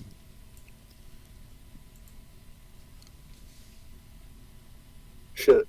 It says, what the new science of psychedelics teaches us about consciousness, dying, addiction, depression, and transcendence. Michael Pollan. This book actually gets into the government, CIA, MK Ultra connection, along with psychedelic movement as well. I haven't read it yet, but I just know it because, well, I know. Yeah, I remember watching a movie. Well, I always liked the movie with Jack Nicholson, One Flew Over the Cuckoo's Nest. I really dug it. Thought it was really badass. Yeah. And so just got to looking around. I'm like, oh, okay, it was a book. I'm like, oh, written by some guy. I never really did anything. Then I was watching, maybe it was a documentary, something about Ken Kesey and the Merry Pranksters, and about them traveling around the country and inventing tie-dye and just tripping acid and creating chaos wherever they went, and just sort of, trying to go against the grain. And then started, once I got into conspiracies, hearing about all these CIA connections and basically how they were just, doing all sorts of nutty stuff with the LSD, dosing people without their knowledge, dinner parties, just to see what happened. Mega doses of LSD without their knowledge, just to see what would happen. Crazy stuff. Oh, that's awful. Yeah, it's absolutely awful. Check this one out. A Nation of Mystics, Book 1, Intentions. Pamela Johnson. I don't think that's right. I read women too. Sheesh, you don't be projecting your mental, emotional stuff onto me, thinking I'm misogynistic. I mean, just because female comedians aren't as funny as male comedians doesn't mean I think that we're superior. Well, I mean, what if you take into consideration that they're women? I think you could, on that scale, maybe give them a handicap and call them just as funny. It's all relative. Yes, exactly. I don't want to offend anyone. I'm just kidding. You guys are so funny. Periods are funny. All right. So what's the? There's also this. Oh, okay, yeah. So I got those ones. Are pretty excited. Where is it? Oh, okay. So these are some that I got today. I got The Secret Teaching of All Ages today. I got 2 Manly P. Hall books today from the Hall. I got tons of Christian. I mean, the saints, all the different saints that they have. They have so many saints in Christian. What's it called? Like mysticism or religion, and like there's different sects of. There's a word for it. I know too. I can't remember. Real quick though, there was a bookstore in Oregon. Can't remember the name of it now. It's huge. It's on the corner. Huge, multi-story. It's gone. I'll look it up. They had this Michael P. Hanley book in this case, locked up. That was like, it looked like something you'd find like in an old catacomb and shit. It was like worn and edged and crazy looking old shit. Even though he didn't write stuff that old. I guess it's an edition they had made look that way. Anyway, it was like Yeah, I wanted to get it, but it was like in the $500-$600 range. But they great bookstore. I love books, man. Go ahead. I'm sorry, I just got excited because I love his book. Well, before you go, I just want to real quick shout out Michael Haley. Give him a big congratulations. He just got married. I think that is super awesome. Glad to see you Heck back, yeah, and man. congratulations for sure, friend. That's awesome. Heck yeah. Yes, Way Woke Powell's bookstore. My brain, I don't live there, so it's not in my head like you guys out there. So thank you.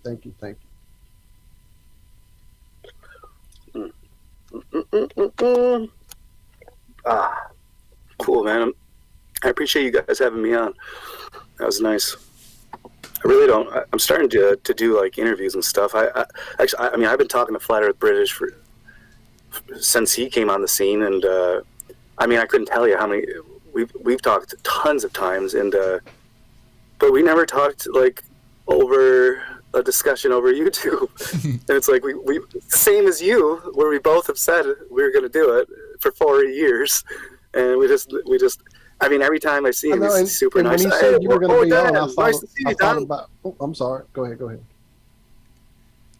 No, it's just he's like, oh, nice to see you, Dan. It's good to see you, Dan. Hello, Dan, my buddy. I just love Flat Earth British. I gotta talk with him, and congratulations to him starting that historical group of people, which I'm definitely going to be involved with as well. Absolutely, and what they're doing I saw this morning a lot of the live footage she was streaming. It was great. It was really good. Absolutely great stuff. To tie up some knots that I left untied earlier was the Michael Cremo and Michael Tellinger. I was already into them pre-2012, and then Michael Tellinger came out of the Globe Earth closet of the Flat Earth, and so like. If Santos Bonacci, Michael Tellinger is coming out, so we got a syncretive.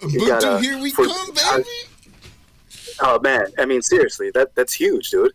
Yeah. I mean, when I was publicly making Flat Earth videos in 2014, I'm going to tell you who was around when I was first doing it. The only Flat Earthers on the internet in 2014 were Dubé, Powerland, Wakey, Jay Henning Kalogia. He had like Flat Earth 2012, Flat Earth 2013, 2014. Nice. He went through, it was like a big long list, and I think he cleared them all out there a few years ago. Hell yeah.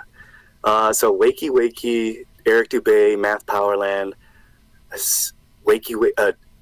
and then Clues came out. And then Jaronism, and then Patricia Steer, Antonio, Nathan Oakley, Flat Earth British. What was his name? Allegedly Dave. Mm-hmm.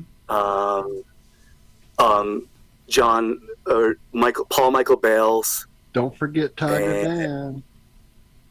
Tiger Dan. I'm like, there's all these Dans. They got Flat Earth Dan, Tiger Dan.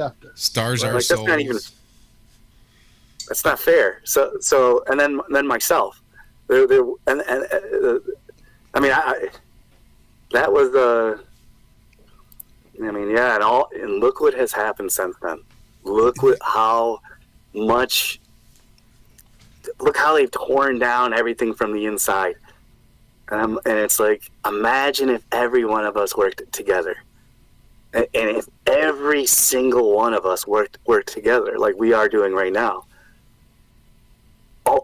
What would happen? And since it didn't, it's no big deal. Whatever, no big deal. You know, bridges get collapsed and buildings get collapsed. You know, shout out to the 20-year anniversary. And also, if you check my channel, I just uploaded a special video for all the people watching. All you gotta do is check out my channel right now. I uploaded a 10-second video for everybody. And I did it specifically for you guys today and the 20-year anniversary that we're all just so happen to be involved in. So that's all you gotta do is go to my channel, check. Actually, could you guys, it's only 10 seconds. Could you just click it? And I want to see your reaction live. I want to see what you think. Yeah, for sure. Hold on, let me, I was actually in the process of trying to get this thing up here What I've got is I was about to share it as you were about to stream it, so we're both on a similar page. I'm going to go to the chat Here's the room. link for the chat, everyone. well, we were doing two different things there, Walter. Oh yeah, Well, I I thought you were gonna- cannot forget. I can't forget Brian Mullins. Cannot forget Brian Brian Mullins. He was Mullins huge. is a legend. I said there in chat when someone mentioned it. Sorry, trying to Thank, multitask. You want me to play the thank video you real quick, for yeah, thank you. That you cannot forget. So when Santos, I mean, I was trying to get all these people together. I was calling out Alex Jones, Joe Rogan, comedians, people I loved that people Dude, I really jumped in haven't heard of, Rogan's like Bill ass Donahue. when he started sucking homeboy's dick on air about the moon landing. Oh, I was a retard for thinking the moon landing. It's like, you fucker. I got on Twitter immediately and just roasted him for like 2 or 3 days straight. Sorry, I just fuck that dude. Fuck his toe ass. So I did drop a link in chat for an interactive map from the Flat Earth Sun, Moon, and Zodiac Clock app. So Yeah, sure. you can go through and kind of zoom in and just kind of see how many people. It's crazy. He's up to 12,000, almost 200 now. It was 10,000 yesterday, 11,000 this morning. We're at 12,000. Wait, what? It's gaining by the thousands? Look, he's got 100,000 people signed up for the app. The 12,000 people, blue dots that we see, that's just the people that have the app and signed up for the Friend Finder. Oh, Yeah, you I won't heard show about up that. as a Very blue cool. dot until you actually just go having the app into the doesn't Friend dot you. Finder and actually fill out a Yeah, name. I heard about that. Kind of I stuff. saw that actually. I was You wondering would if it was be legit. amazed So at all now the I know I different got countries. confirmation. Saudi Arabia, Iraq, Iran, Kazakhstan, Russia, Ukraine, like Algeria, Oh, Snow Libya, Nigeria. Oh yeah, I remember what I was going to say. I was Kenya. trying to get Mike. I was trying to get Nassim Haramine. I was trying to get Nassim Haramine on our side because that would have been huge. That'd be tough. Bruce Lipton. I'd like to get. I tried to get Mark Passio, but Mark Passio directly denied and refused it to the point where he's totally anti-flat Earth now. You got to realize that these people have the globe symbolism in their books and in their like logos and stuff. So they logos and everything. They have to admit that they're wrong. Like people like Graham Hancock, they can't go on it because they're already famous off of globe Earth tricksterism. So it's like the Joe Rogan's famous hidden archaeology type guest, like Graham Pseudoscience Hancock. It's like he can't get into it, and people like Dr. Stephen Greer, people like but Mark Passio, he's directly anti-flat Earth now, and I know it's because of me. It's hilarious. The one dude who I love, his name is Bill Donahue. He's like a super religious guy, and he understands atoms and photons. He breaks down photons as well as Santos Bonacci does. And so I reached out to Bill Donahue, and he said he's been to all the observatories in the world, and he's viewed through their telescopes. And so the CGI simulation cartoon images that he receives through the telescopes have proved to him that the Earth is a spinning pear ball. And so I mean, honestly, that saddened me, like horribly saddened me. I was very sad. Like one of my supposed mentors is just he said, because my message was very polite and respectful, and he said, although I appreciate the time you spent in this message and like the respect you're showing me, I can't do that because of what I've seen in these observatories. And I was like, wow. I'm like, this guy is like, he's Bible freak.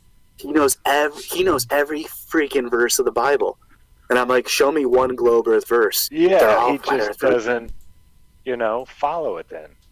Those are the people that get me the most. So I mean, it tells you in your book, Sorry. Yeah. This is going to be, this is the truth, and every man will be a liar. They say it right in the book. They're going to try to deceive you. This is the one world religion that they talk about in the Bible. Scientism. All religions still fall underneath it. It's not a religion to these people. It's, they believe it. So it's not like it's a religion. They think it's based on facts and actually measuring things and things like that, and it's not. We're not taught that. So yeah, it's amazing what they've done. You got to give them credit for it. What did he say? He said, it was like, it was like, it was sad, man. It's like one of your heroes just totally dismissing you, like you're oh no. Also, these UFO, these channeling type people who are like, they go like this, they go watch, they go like this, they're like, and they do they're doing all this weird finger stuff. They're like, their eyes are rolling in the back of their head, and then they're all of a sudden they change their voice, and they're like, right now what you are hearing is from the Sirius galaxy. So this is from the Andromedan galaxy, and you are hearing a transmission from an extraterrestrial from the future, and we are giving you messages to save your pathetic planet. For interstellar peace. Yeah, I said for interstellar peace. Yeah, I've seen some really crazy stuff. The Galactic Federation of Light. There you go. Have you ever heard of that one? Yeah. Oh yeah. You have. That was during my Nibiru days. Oh yeah. Okay. Would you believe it if I told you that they contacted me? I would believe that you believe it. Okay, well, would you believe that I have witnesses and proof of telepathy? When I gave the phone to one of my friends to say, oh, you want to talk to this person in the Galactic Federation of Light? And then I gave them, which is a woman, I gave her the phone, and then she handed the phone to me within a minute, and she was like almost in tears and terrified. How did he know? How does he know this stuff about me? And this is back in my ufology days. When we were Hollow Earth, when the moon was a space station and there was Planet X gonna hurt the globe Earth. But yes, sir. Yep, I remember those days. Man, so apparently this is weird too, because wow, this ties to LSD as well with me. That's crazy. One of the very first times I ever took LSD on my own. Mid-peak climax, I go on Facebook, and I suddenly get contacted by, have you ever heard of CE5? I don't think so. CE5 is one of Stephen Greer's groups, and so when I was on, this is the very first time I ever did LSD. I was 27 years old, so the Forever 27 Club. Uh-huh. Yeah, you might as well join them, but the old Dan died that day. So what happened after? Because I didn't want it. I was totally against anything synthetic. So, but that changed at 27. I was like, all right, well, it's time I grow up. And so mid peak, I go on Facebook, and oh, by the way, I just finished watching. The whole point of it was I'm going to take it and then I'm going to watch E.T. Why? Wait. So why E.T.? Because I watched that movie as a kid when I was barely 5 years old, and I wanted to go back to my childhood and remember that movie.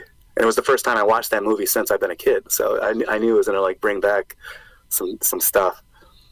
So I watched it, and by the way, the whole time I was watching it, I was terrified, and I couldn't believe how disgusting the government was fucking with the humans and with the ET. I was like, oh my! I was like, just leave them alone. I just want to be friends. Like, what's going on here? This guy Just here to eat M&M. I'm sorry, Reese's Pieces. He just wants to go home. You want to, and the Mandela affected the ET movie as well. The no phone, no phone. What did they say? Or ET no phone or something like Phone that. home. Yeah, so they switched it because obviously. Now I've confused myself. I don't even remember what ET phone home. That's what it was. Yes. That's what it always was. I watched that movie a million times. ET phone home. That's what he says. I watched it 8 million times, and but when I watched it like that, I was seriously like mortified, terrified, to the point where I actually had to hug my buddy's dog. But to get back on track, so. Because the ET story is a huge part of this. So when I signed on to Facebook, CE5, which is Contact Expedition Level 5. CE5 is Contact Expedition Level 5. There's levels 1 through 5 of extraterrestrial or hyperdimensional entity contact. And the first level...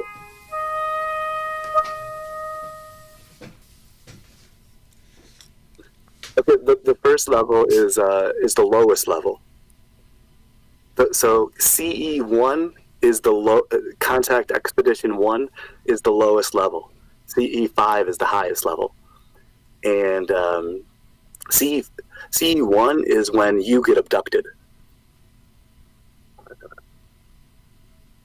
You get it? CE5 is when you're asking and getting invited, and you get invited on the craft. So it's the opposite. All right. What the hell's in between? And yeah, that's for you to find out. So what happened to me was CE5 contacted me, and I was like, wait a minute, so I am doing this? Because I was like freaking out, because I was pretty sure there was an alien right next to me about to abduct me or invite me. And here's the crazy part, because it's already crazy, but the person who messaged me telling me, do you know what CE5 is? Their profile picture was him hugging a life-size statue of ET. That's a little. So I just finished watching ET, by the way, and I'm peeking, and I get that message saying, do you know who the CE5 is? And I'm like this. I'm seriously like this. I'm like this. I'm like.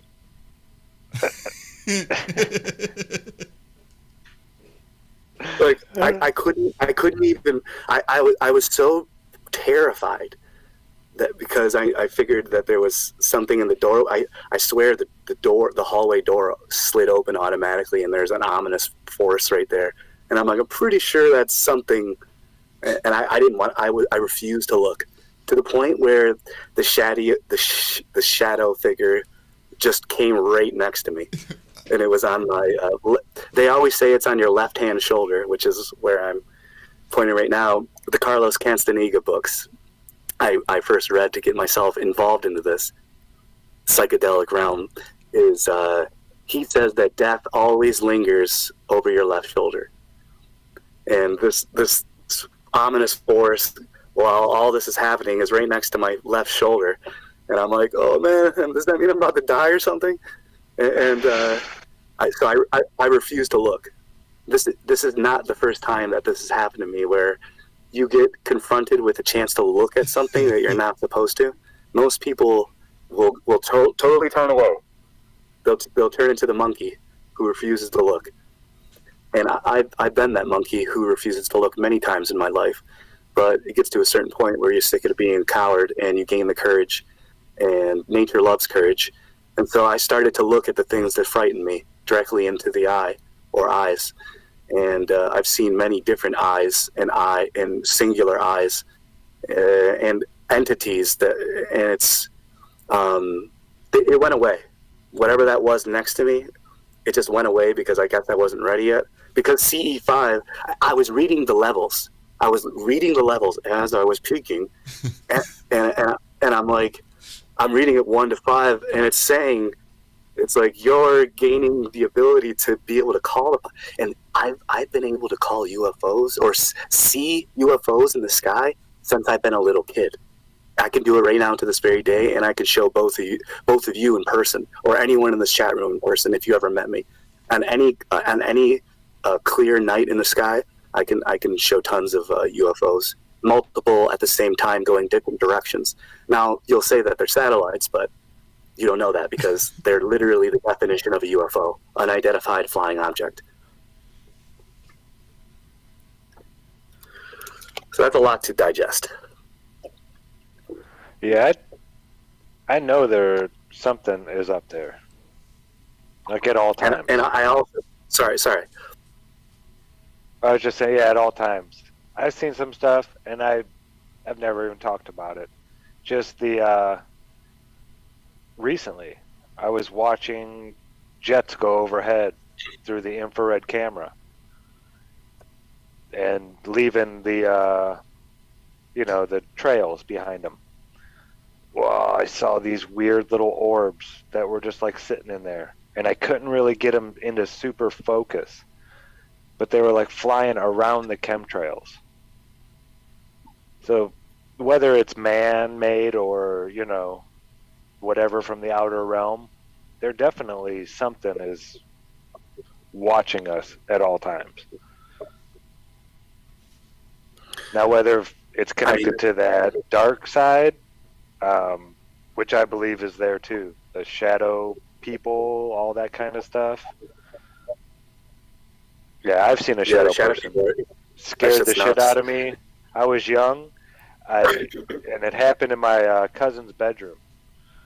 And the next day, I told him about it, and he just looked at me. He said, "I know.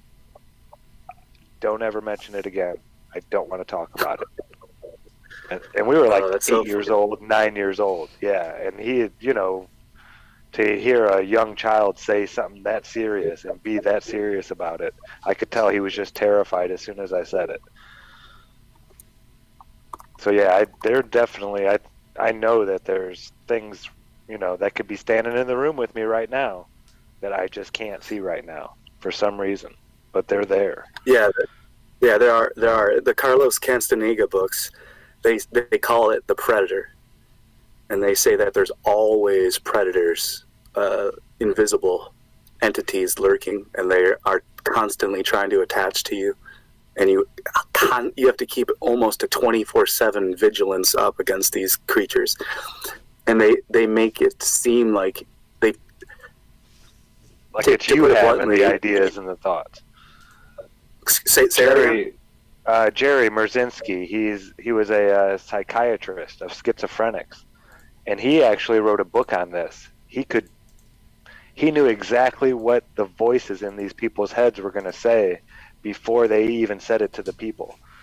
And these were all people that never spoke to each other, but he found out that, like you're saying, they'll latch on to certain people. It's the people that actually listen to them and do what they say. I mean, they do it to everybody. You'll be driving down the road, and all of a sudden you'll have a weird idea. I'm going to go head on and smash into that car right there. And then you come to, and you're like, what? Where did that idea come from? Why did I just have that idea? Mm-hmm. That's them. Yeah. They do it to everybody. That's the predator mind. Yeah, and there's certain people that actually act upon it. And those are the schizophrenics. Those are the ones that they focus on and stay there and are vigilant and are always around them, talking to them. Yeah, he did this for over 2.5 decades, I think 29 years. He studied these shadow people, the voices, the schizophrenics here. Yeah, we had him on a show a year and a half ago, something like 2 years ago. Well, I think that was one of my specific questions, Zach, and I don't think there was a connection between the shadow people of, like, the meth addicts that they were seeing and the voices that the paranoid schizophrenics were hearing. Because I think I asked him specifically. If You've there got to was- be a meth addict because sober people. No, they're sober around. people. They're all there. Yo, hold on. Sober people meet these. Hold on. Sober people meet these shadow entities. So I mean, oh yeah, you don't have to call them meth heads. There's sober people that meet these entities. Well, it was meth heads that he was referring to specifically because there were two meth heads that were like almost doing it to see if they could see each other's shadow people. So they were like they were mainlining it, and they were driving around and out in the desert. So one guy was started sober, and then the passenger shot it until he could see fucking shadow people. So he asked the driver, "Oh man, you see him over there?" Driver's like, "No, It's like, "How about those over there?" No, don't see him. So then they switched places, and then the driver, who now the passenger, now he's mainlining, and now they're both fucking frying balls, and they're like, "You see it? Yep. How about those? You see? Oh yeah, I see them over there too." So that it was a shared experience with these shadows people, and yeah, it's only I say meth heads, not because anybody that sees shadow people isn't a meth head. That's not what I was trying to say. It was there were stories specifically to Jerry Marzinski that specifically referred to meth heads that I was referring to as well. Sorry. We haven't had a lot of experience dealing with entities on many planes, here physically, astrally, lucidly. I mean, that's the part that Darren Dax, what's up, Daz? He keeps talking about it in chat there, that it's all, to me, a big part of the fact that we're all co-creating this shit together. I mean, that's a huge part of the Castaneda shit, too, the Castaneda, Don Juan stuff. You know, we are creating it all from out somewhere else. You know, there's these entry points that we get here through. Call them stars, call them what you will.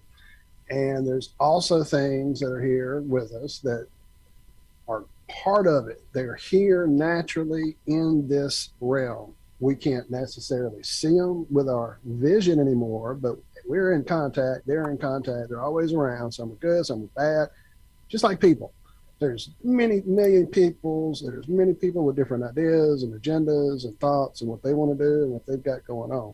And that's just like the different things you guys have described in the sky. I have had many crazy experiences in the sky.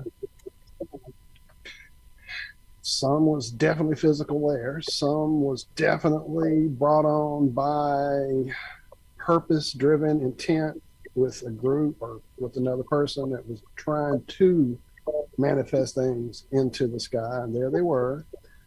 Other situations led me to believe that I was seeing shit that really could be only for me, and nobody sitting next to me was seeing it because they weren't. And just there's so many different levels to all of this. And the fact that we're experiencing it each individually. It's kind of like that sun. You know, we all have that sun, and that light beam goes to me, but it also, that light beam goes to you on the water. You know what I'm saying? That light beam goes to you on the water. That sun is yours. It's not everybody's. It's yours. Just like the reality is everybody's, but the one you're creating, it's yours. And so when you open yourself up to these thoughts, to these darknesses, to playing around, you suddenly become lit up, and they see you and they start fucking with you, and now they're aware of you. And be careful. Josh already dropped the link in chat that I share with a lot of people. When you start playing around with these different levels and these different things, they definitely become aware that you're looking, and they start looking. So be armed.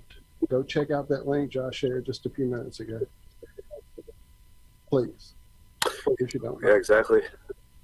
One quick thing about the shadow people, to give you even more proof.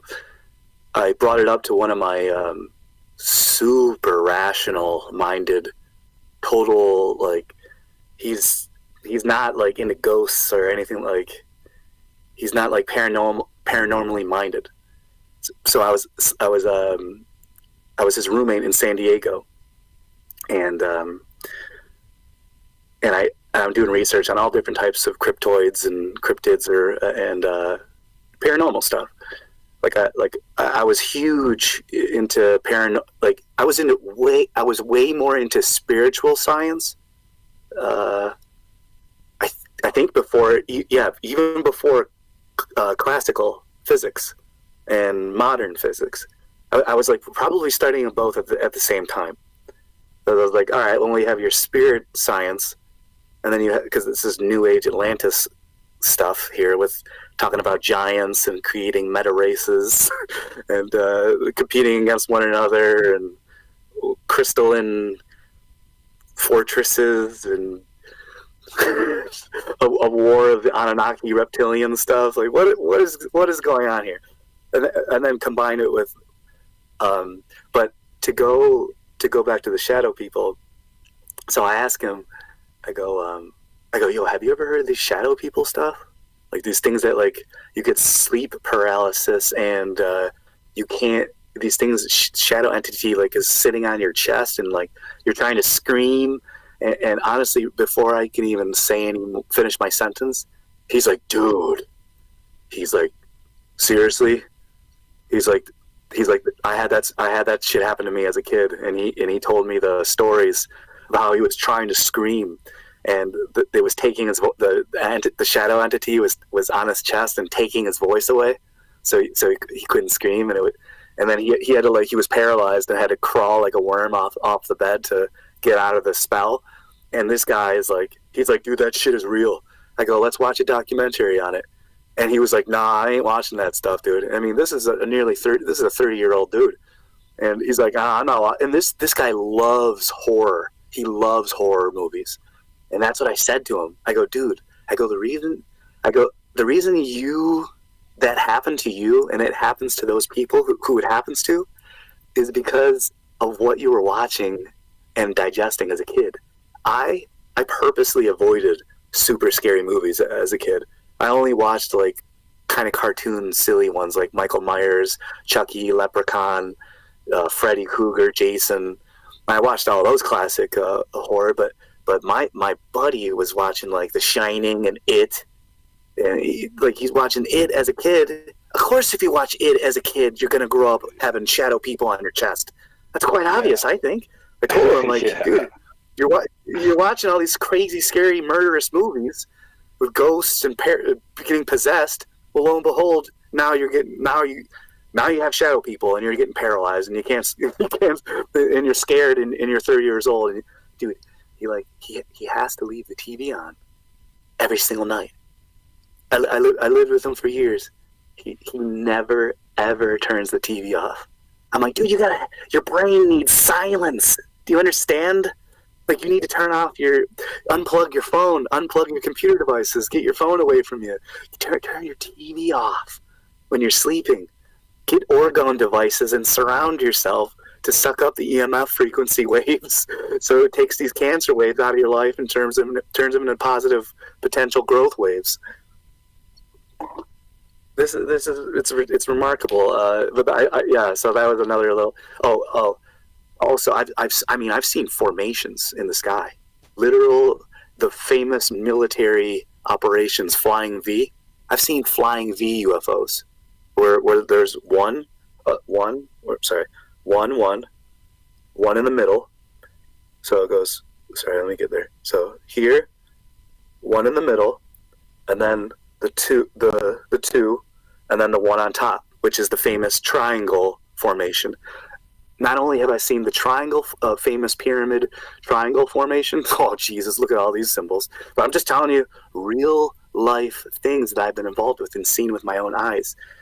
And I have witnesses, and they used to be my best friends. As a matter of fact, the one dude still is one of my best friends. His older brother just doesn't talk to me anymore. My very first UFO experience, one of them, was with these two dudes, Jason and Kyle. One of them is a corrections officer who works for the government. He doesn't talk to me anymore, but his brother does. And we both saw the same thing in the sky when we were little. We were barely 10 years old. I mean, they weren't even 10. I was like 11 or 12.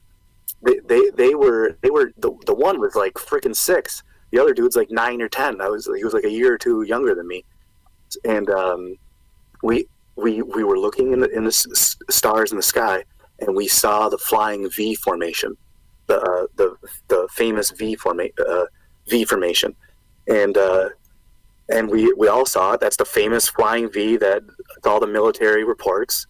You can look it up, the Flying V formation UFO. That's got tons of stuff talking about it. And I've okay, to get back on track with the UFO. I mean, I was deep into a UFO phase where, first off, I just love showing my friends UFOs in the sky. I love that. I love doing it. I've done it to my friends, and I've done it with my family and family gatherings.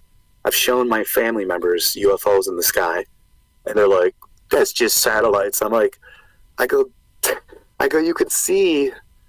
I go, you would not be able to see that thing. I go, look, there's an airplane going by, and there's an airplane going by with blinking lights.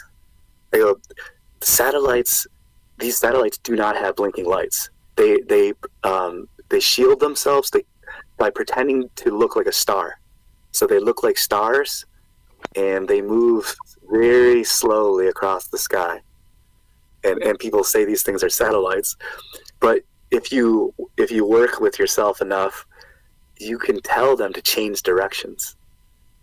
And these UFOs will change directions upon your command, if you have enough, I guess, constitution or whatever you want to call it.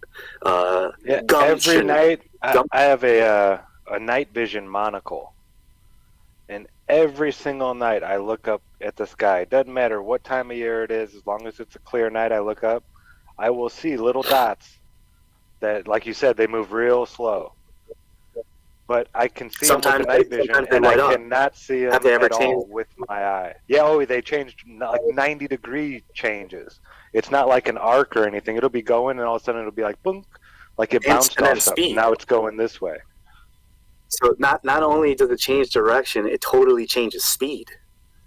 Yeah, it changes color. Crazy. And it changes size, where it goes like this. It'll be like this, and then all of a sudden it goes, it's like this, and then it goes, and it goes from a tiny little light to it's like huge. It's like double or triple the size, and you're like, what the heck is going on? It's not a plane. I know what a freaking plane looks like.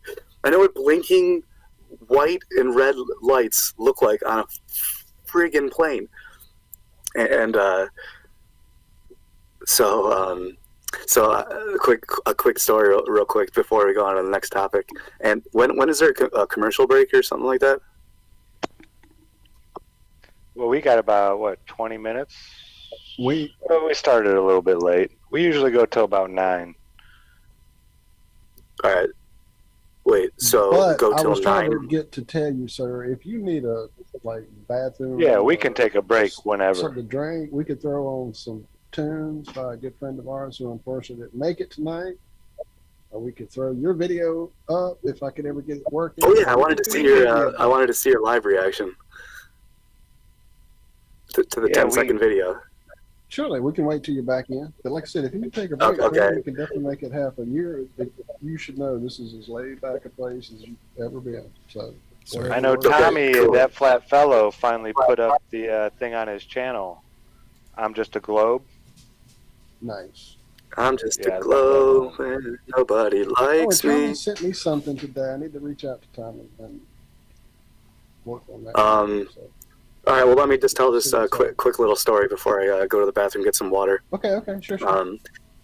One of my ex-girlfriends, I love to show, if I'm with a partner, one of my relating partners, obviously we're gonna stargaze. I mean, we're gonna stargaze. That just is what happens. And so I pretty much have shown every single one of my previous exes UFOs, and they all have different reactions. And the one freaked out when I was in San Diego, close to the airport in San Diego. It was like a rich part of town in San Diego, and she lived in like a mansion. And so we're over at her house, and we're eating dinner, drinking wine, and so we're gonna have a dinner date on the roof of her mansion and stargaze. And I said specifically that I'm going to show her some UFOs tonight. And she's like, okay, she's excited. So we go up, bring sleeping bags, we got some, cheese and crackers, all the good stuff. And so we're watching the stars, normally I'm able to spot these things within minutes, seconds almost even. And 5 minutes passes, nothing. 10 minutes passes, 15 minutes passes, nothing. 20, half hour. I'm like, what's going on here? I'm like, this is one of my go-to moves here. And so we're just sitting, and then we're just cuddling and looking at the stars. And so now I start doing my secret techniques to be able to see these things better in the sky. Just techniques I've learned growing up or taught myself. And one of them I'll tell you, and it's you close your eyes with force and veracity, like this.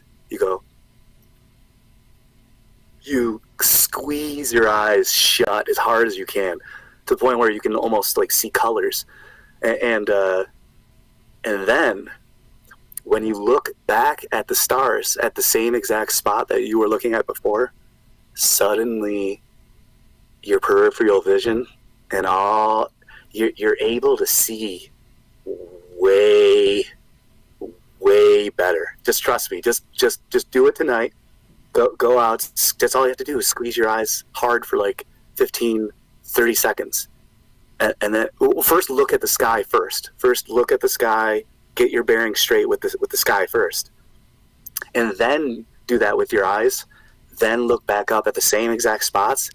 You're going to be able to see more stars than you ever have in your life. More stars will appear even though they weren't there a minute ago.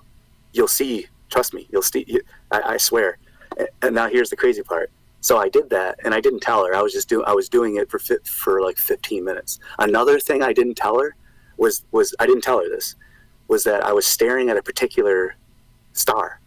And it was just there. I was staring at one particular star, because I could have swore it was getting lighter. The light was increasing on it, and then it would go back down. And I was like, something's up with this star. So I thought that they were testing me. So I stared at it for about 15 minutes, from 30 minutes in to about 45 minutes. So for about 15 minutes, I was staring at this one star. And she's like, all right, well, I'm like, well, no, wait. I go, I'm picking up on something here. And all of a sudden, what I told you happened. That one light, that star, all of a sudden two more stars popped up. It was here, it goes boop, there were two more. And all of a sudden it turned into a triangle. Not with lines, with just the polka dots. And then I was like, oh, I see it. And all of a sudden, boop, boop, three more. So it's a full triangle. It's one at the top, two in the middle, and three at the bottom. So it was a full triangle. So I'm staring at that. And obviously, okay, I was right to stare at that one thing for 15 minutes straight. It's a little test. It's like, all right, we'll see if you can pay attention for this long. And it's like almost like a reward. You're like, all right, you passed the test. Now we'll reveal ourselves. So that happened, and I told her to look. I told her to look at it, and she wasn't really impressed. She's like, oh, that's just a constellation. And I'm like, what? I go, this is not a constellation. I go, wait a minute. And then all of a sudden I seen something that almost scared me. I did my eye technique again. I did it again. And when I did it again, dude, there were hundreds of UFOs behind that thing. So behind that that constellation triangle thing, suddenly there were it was like this. They were like this. There was tons of them. And they were all different sizes. And I told her to do what I just told you to do. I go, you got to do this eye technique. She did it. She started screaming, ran off of the roof and ran inside without me. So that's just another real life story. And I also didn't tell you about what happened with the Galactic Federation of Light contacting me. I only told you about the CE5 and the LSD experience. So I didn't even tell you about the Galactic Federation of Light and my contact with them. So this is only my UFO stuff. And I haven't told you about the Galactic Federation of Light and that whole rabbit hole, which is totally insane. I actually talked about it a little bit on Patricia Steer show when she interviewed me in 2015. But I never really got into it further because it's too complicated and it's too insane to believe, especially with my best friends. Even my best friends have a hard time believing it. How did I miss you on Patricia's show? I don't remember you being on. I would have thought I'd remembered or known or had watched it already or something. Strange. Oh, well, I predicted that she would delete the interview, and then she did. So I saved it on my channel. Gotcha. Yeah, I'm good at those prediction things. Were you SubGeniusing it up? No. It was a totally respectful interview between both of us. Just years went by, and then, stuff happened. Yeah. Stuff generally does. So,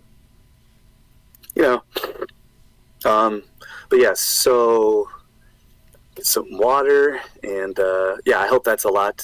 That's a bunch to let people ruminate on for a couple of minutes.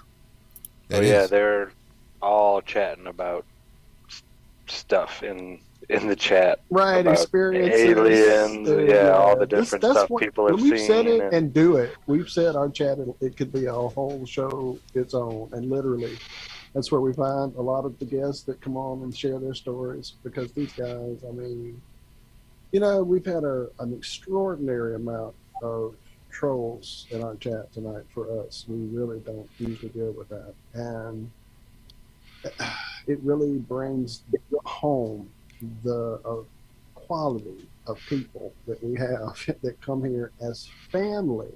We jokingly call them family and Iron Scout. Not jokingly, lovingly. It's true and from the heart. But when we say this is family, you guys are just amazing. You bring new stuff to me every time I go look up something you're talking about in chat, and commenting on things that Dan's been talking about. And it's just, man, it's great. It's great.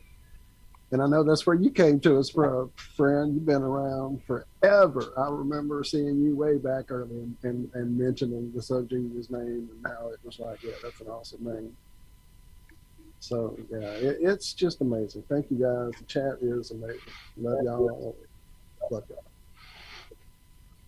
Well, that's no coincidence the trolls are showing up when the Discordian Society, the Church of the SubGenius. I know, it is interesting. But yes, sir, you were definitely family, and once you've been here, you can't ever not come back, right? You have to come back many, many times. Yeah, no, the door never closes. I'm getting more and more involved. Nice. Well, I've been seeing a lot more of you lately. It's good. Yeah. And to be that you're fair, back, man. the door never really fully opened. There's a bit of delay. You might notice that we kind of step on each other a little bit during. Well, we kind of do it every show, but this show might be a little. Dan is actually on Telegram, while we are on Zoom. So And that's causing us to step on him more than we normally do. There's a bit of a delay there. Yeah. Oh, okay. I got you. That makes a lot more sense now. I can see that 1 second delay that was happening. I got it. It can definitely cause, issues. So, sorry. And I noticed it the first few times I finished talking, and it took you a minute to answer me. I'm like, oh, so that's what's going on. That's why I'm not seeing him on the screen with us. And I figured it out, but I didn't bring it up on the air. So, well, and to be fair, I've noticed on several shows that you have that's kind of a common theme that you're just like, all right, look, shut the fuck up. I'm talking. Stop interrupting me. Everybody. I think there's a lot of alcohol. I have been known to do that sometimes. But I'm not gonna. The most I'll do is I'll go, hold on, I'll say, hold on, let me get this out when I really need to get something. Can I finish? Can I finish? Can I finish? I'm finished. What was that last one you did? Commander Lou? Is that who that was? Not the last. One of the last shows you were on. Yeah. Commander Lou reached out to me, and shout out to Commander Lou. He's a newer flat earther. He's got the Crater Earth thing down, and the crater, the whole crater stuff. Oh yeah. If Lucas was here, he'd be going, "What? I love Lucas." No, I'm just kidding. Lucas does not love the crater. Yeah, so I tell you mean, what, I don't mind. I juggle all these cosmologies. Right, I use the exactly. it's called the multi-model in physics. It's the multi-model. You have to look at all of it. Because obviously the shit they fed us is not it. That don't work. And some of those pieces fit pretty fucking nicely, especially the ones when you start throwing in the airplane distances, and yeah, it starts getting pretty crazy. So quick shout out to Stan Wingfield. I did see your $2 Canadian super chat thank there. you. I missed that again. I was going to say it and I forgot. Too much going on. I hit it up on screen and cleared it off before I got to say anything, and then realized it. I'm like, well, now I don't remember what it was because it'd been sitting up there long. It was a cool. I had to go back and find it. Pear. Yeah. Of course. What else would it be but a pear? I mean, that's what we're living on, right? Because something that spins would naturally bulge below where the spinning equidistant point would be. It would bulge below that because. With that moron say, it's a little chubbier. A little chubbier on the bottom. A little chubbier towards the bottom. Yeah, see, I'm going to go to jail for fighting Neil deGrasse Tyson, by the way. I'm going to start fighting these people. Yeah. I'm serious. You have to record it. I called this a long time ago. Someone's I'm Neil deGrasse Tyson, bitch. They're going to record themselves just going up and spearing Neil deGrasse Tyson, like walking down the road. That's me. That's what I said. Awesome. So this is what I'm gonna even do Joe Rogan too. I might get my ass whooped, but I'm gonna still try. and see, like Logan Paul, I did want to fight him before he turned into a boxer, so now I don't want to fight him anymore. But so I did want to beat the shit out of Logan Paul, but then for trolling the Flat Earth convention. But then, he became a good boxer, so I don't want to get hurt anymore. So I'm only going to fight old people like Bill Nye, Joe Rogan, Neil deGrasse Tyson. I'm just going to fight old scientists. Yeah, Logan Paul gets the strongly worded letter. Logan, I love the Paul brothers now, so they got to turn pro Flat Earthers. Oh, by the way, quick shout out to all the Flat Earth champions out there. And what I mean by champions, I mean literal Flat Earth champions.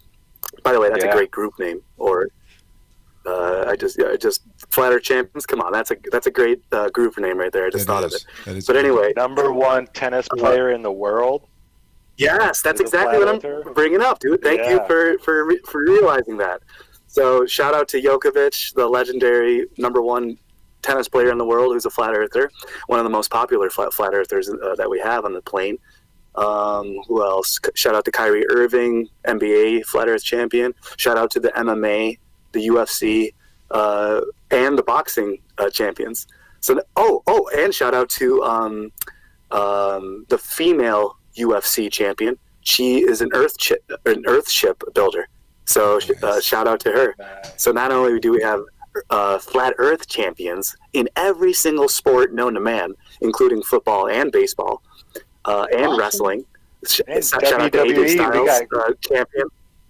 Chris Jericho. So we got Chris Jericho, AJ Styles, Djokovic. We got Kyrie Irving. We got boxing legends. We got UFC legends, MMA legends, champions. The Cardinals, the St. Louis Cardinals, they're guitarists from Deftones. Stephen, famous creative musicians, guitarists from the Deftones. What side do you want to be on, folks? The Flat Earth champions or the Globe Earth losers? The Harlem Globetrotters, the heliocentric Globetrotters. By the way, the we need to change it to the plane trotters or something now. Yeah. By the way, why do the Globetrotters always win? Because they rig the game. Wait, the games were rigged? I just thought they were really good. If you look at the record, they're like 1,400. They're like, if you look at their record, they're like 1,402. Is that why I got all those fouls when I was trying to? Oh, you know what? Bring it. Bring it on, Steven. I ain't scared of you. Try and spear me. He gets mouthy every once in a while. But dude, I bet on the Generals all the time thinking, okay, this has got to be their time, right? Fuck, I'm kidding. I'll stop. Funny. Imagine betting on the Generals. Like, they're going to win. They're going to win this time, I swear. Imagine the amount of money you'd make. I mean, surely it's got to be one of these. It's got to be their time. What are the odds they lose every single game? What are the odds? Got to be none. Yeah, all sports are rigged. By the way, I know all sports are rigged, and they were all created by Freemasons, so I'm well aware. That's why I make lots of money off betting, because it's easy to make money off sports betting. Prank caller. So have you heard... When I drove... You follow the NBA, right, Dan? Yeah, religiously. But what's this behind me? Have you heard about the NBA women speaking out because they don't get paid as much as the men? Yeah, that's hilarious. It's like okay, you lose $10 million a year. Not only, okay. Yeah, I know. You guys lose revenue. It's like you guys can't create money economics or revenue. You can't create ratings, and you can't create economic funding if you don't have ratings. So sorry, women, you're not entertained enough to watch. $10 million a year just to subsidize it so they can keep playing. Only basketball I'm talking about. I'm talking basketball. I'm not talking about anything else. Yeah. But yeah, I mean, you can't compare a $7.9 billion industry to a negative $10 million a year industry. Why don't we get paid the same? That's why. Yeah, right there. Next question. Can we stop talking? That's all I don't listen to sports talk too much, but when I'm taking Jaron to school or something, nothing's on the radio, I'll listen to sports. And it's like all people have been talking about lately. It's how the WNBA is underpaid and this and that, and it's like they lose money. Like a sieve every year. I mean, since we're speaking of the WNBA, which is totally unexpected, I might as well bring this up.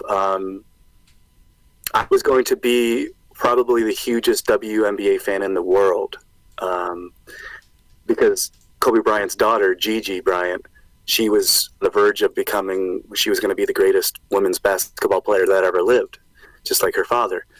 And tragically, they were taken from us.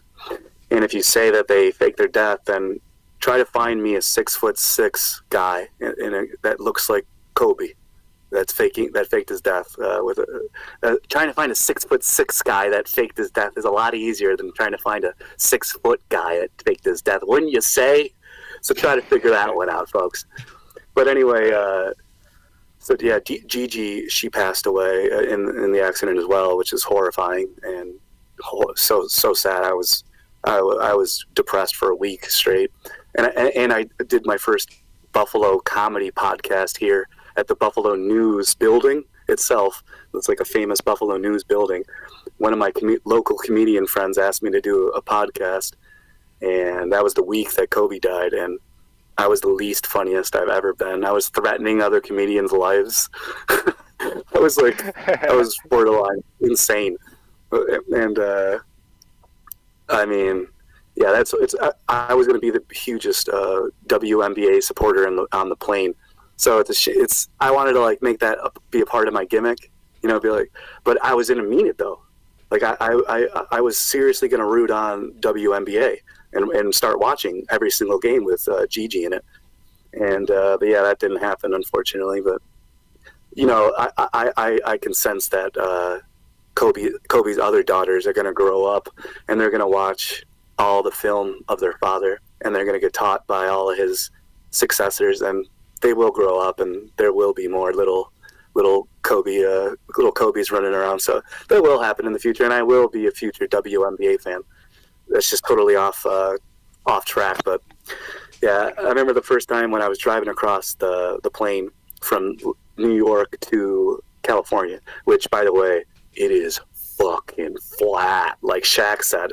He goes, listen, I do a lot of driving, and when I drive from here to there, it looks pretty fucking flat to me. Well, that's Shaq for you, but I did that. I did that too, and that shit's flat. Like, that shit is fucking flat. When you drive from New York to California, you put into perspective how many miles you've driven. You go, I just drove fucking nearly 5,000 miles. And I go, how do you have entire states that say when you enter the state, welcome to the pancake state, like Kansas or whatever, the flattest state of the world? And even though it's not, there's other states that are literally flatter than it. Yeah, I think Kansas is like 5. But yeah. Yeah, I know. But it's that I did that. I did that in 2009.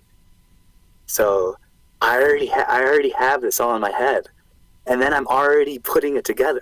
I'm already graphing. One of my main goals was to drive to New York, to Los Angeles, become a comedian, and to see the constellation Virgo. That was all I wanted to do. That's it. My main 2 goals: drive from New York, go to California, become a comedian, and see the constellation Virgo. That was my only goals in life. I did become a comedian in Hollywood, and I met a lot of famous people, and I'm still involved in the comedy industry. The horrible, horrible death grip of the succubus, heliocentric, demon-filled, satanic, dark arts of comedy business. And so I didn't get to see Virgo, the constellation, but that was my goal. And also how flat it was. I was thinking, how many flat states does it take to put against, how many flat states do you need? It's literally 1,000 miles, a chunk. So how do you have 1,000-mile chunk of flatness, and then next to another 1,000-mile chunk of flatness, and then next to another 1,000-mile chunk of flatness? I'm like, how many miles, thousands of miles of flatness equals up to a ball, the curvature-wise? Also, another thing I didn't tell you before I have to go to the bathroom is I grew up next to the Great Lakes, one of the wonders of the world. So I grew up next to Lake Erie.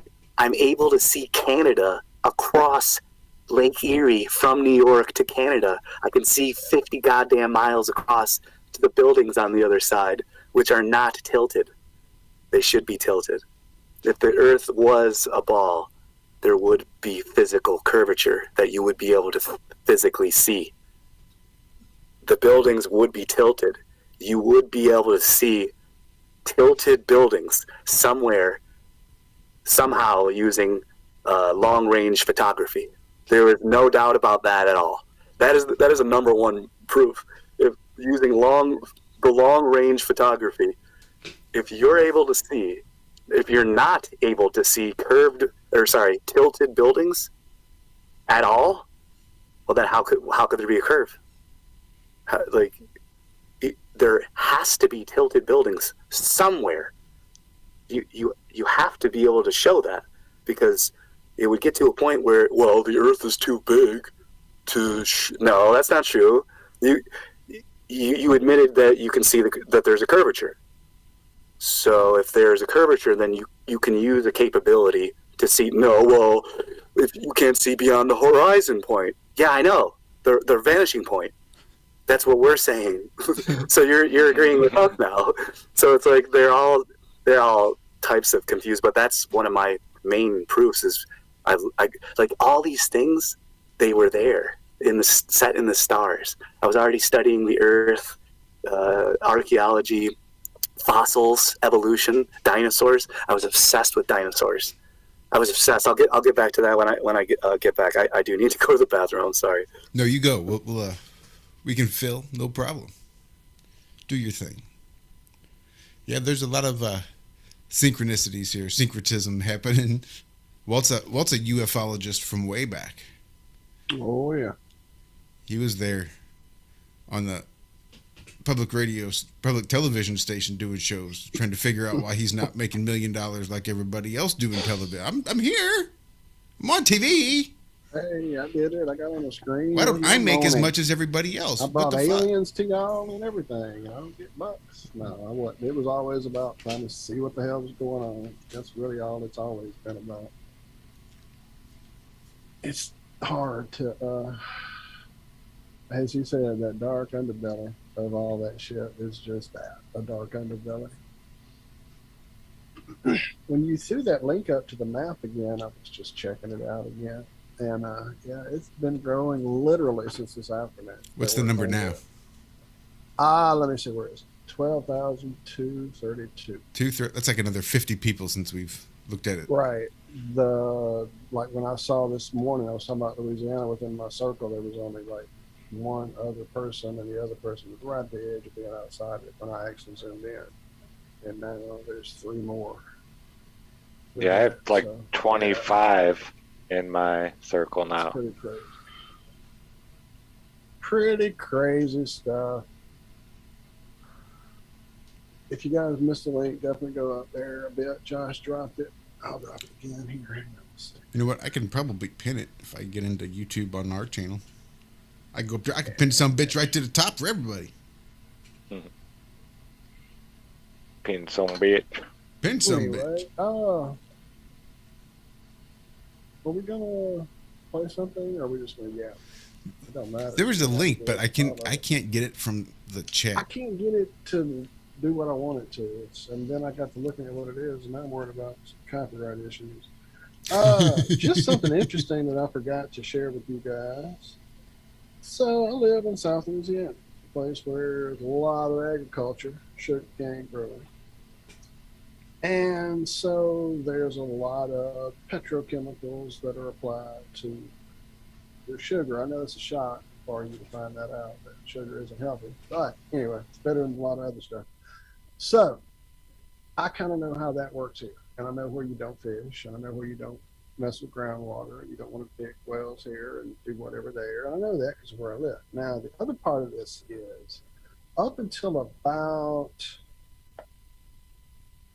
It hasn't even been probably 10 years ago, maybe 15 years ago, they were still doing spray control over a lot of the area locally here. I actually knew some people that owned a company that did the spraying with their planes, and it was cool to watch them fly over.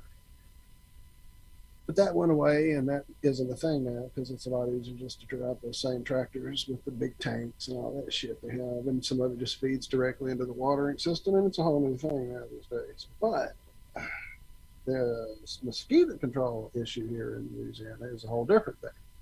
That is done by trucks or trailers pulled by trucks that have huge tanks filled with lovely chemicals. And they drive through the neighborhoods and they go to, like literal parks, and like they'll drive up and down like every corner of places to cover it with this spray. And that's what they do. Well, today as I turned my phone on, I'm trying to figure out how to get it to a place where we can see it here. I'm struggling trying to talk. Multitask, you guys know I don't do that too well. I will send it to. I can't do it to some for some reason. I don't know why it won't let me. There it is. Look at me learning how to do stuff. On there. Look, I'm gonna send it to you, Josh. All right, I'm good. Actually, like 30 more seconds. I'm gonna get something. But how you guys doing? What's going on? Doing fabulous. We're good. I'm trying to send Josh a picture of something that happened today. Where? So this, when Josh gets it. Did you text it? Where'd you send it? I put it on the. I could have texted it. I put it on the actual Zoom somewhere. I don't know how it gets to you there, but I'll send it that way. How about that? That's a lot better.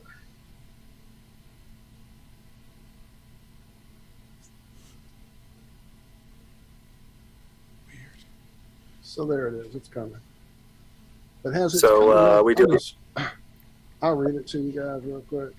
This came up as an emergency alert, just like the ones you get from the president or whatever, the storm people, all that, the Amber Alerts. That's how it came up on my phone over everything. It took over my phone to tell everyone that 7 p.m. on 9/11 in the Assumption Parish area, they're going to do an emergency aircraft-based mosquito control flyover, which will include Bayou Foch, Libertyville, Parish Line, Belrose, Napoleonville, Pier Park, Bell River, and Bayou LaRousse, whatever.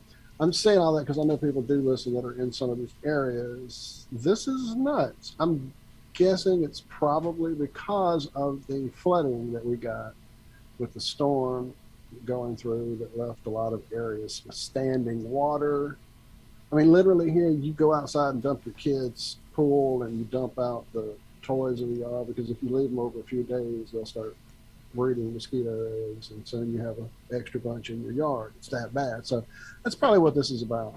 But since it came through and I got it, I thought I would share that with anyone in those areas listening who may not be aware of it. And just, hey, suck that in, everybody. Breathe it up, because I'm sure I'm getting some of it tonight, too. I can't believe they still get away with doing stuff like that. Dude, it's great to hear, because what happens out. is I decide to go walking as it gets cool in the evening. You know, I don't walk in the daytime here because you will fall out on your face in a pool of just pure sweat. So I go walking as it starts getting dark, but sometimes I enjoy it a lot, and I keep going after dark, and now here comes some mosquitoes with nightfall, and then you hear the sound in the distance, and it's coming, and you're like, oh my God, can I make it home before the truck gets me? Because it will come right next to you. Don't care if you're walking outside. It will spray you up, Jack, and you'll be sucking it down. It has a lovely little taste, because one night I didn't make it. I got caught. But as kids, you know, we used to ride around chasing it with our bicycles. So, hey, you live, you learn, you grow an extra arm. That's right. What doesn't kill you makes you stronger. It will make you stronger. All right. I know. Okay, what doesn't kill you makes you stronger unless you have a degenerative disease. Thank you, Stephen. Always correcting me. That's right. ALS is a killer. The slow, silent, deadly killer. All right, gotcha.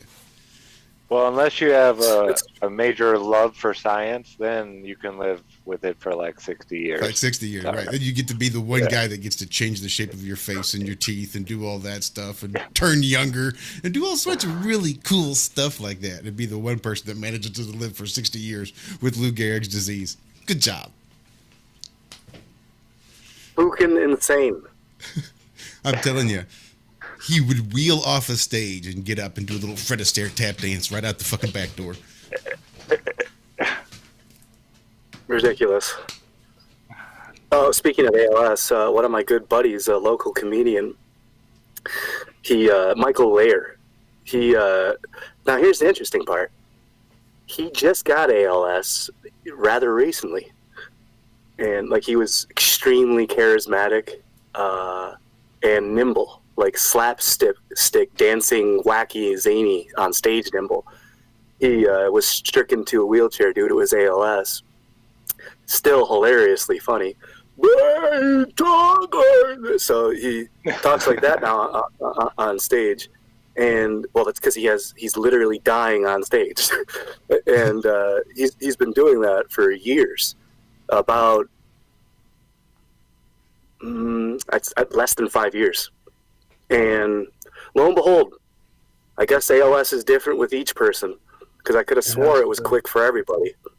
It has to be, because Jason Becker, guitarist Jason Becker, he's had it for 30 years and he's still able to make music with some device his dad made with him with his eyes and a computer, and it's pretty crazy. But yeah, Jason Becker definitely is giving Stephen a run for his money. But he called himself Injured Dice Clay.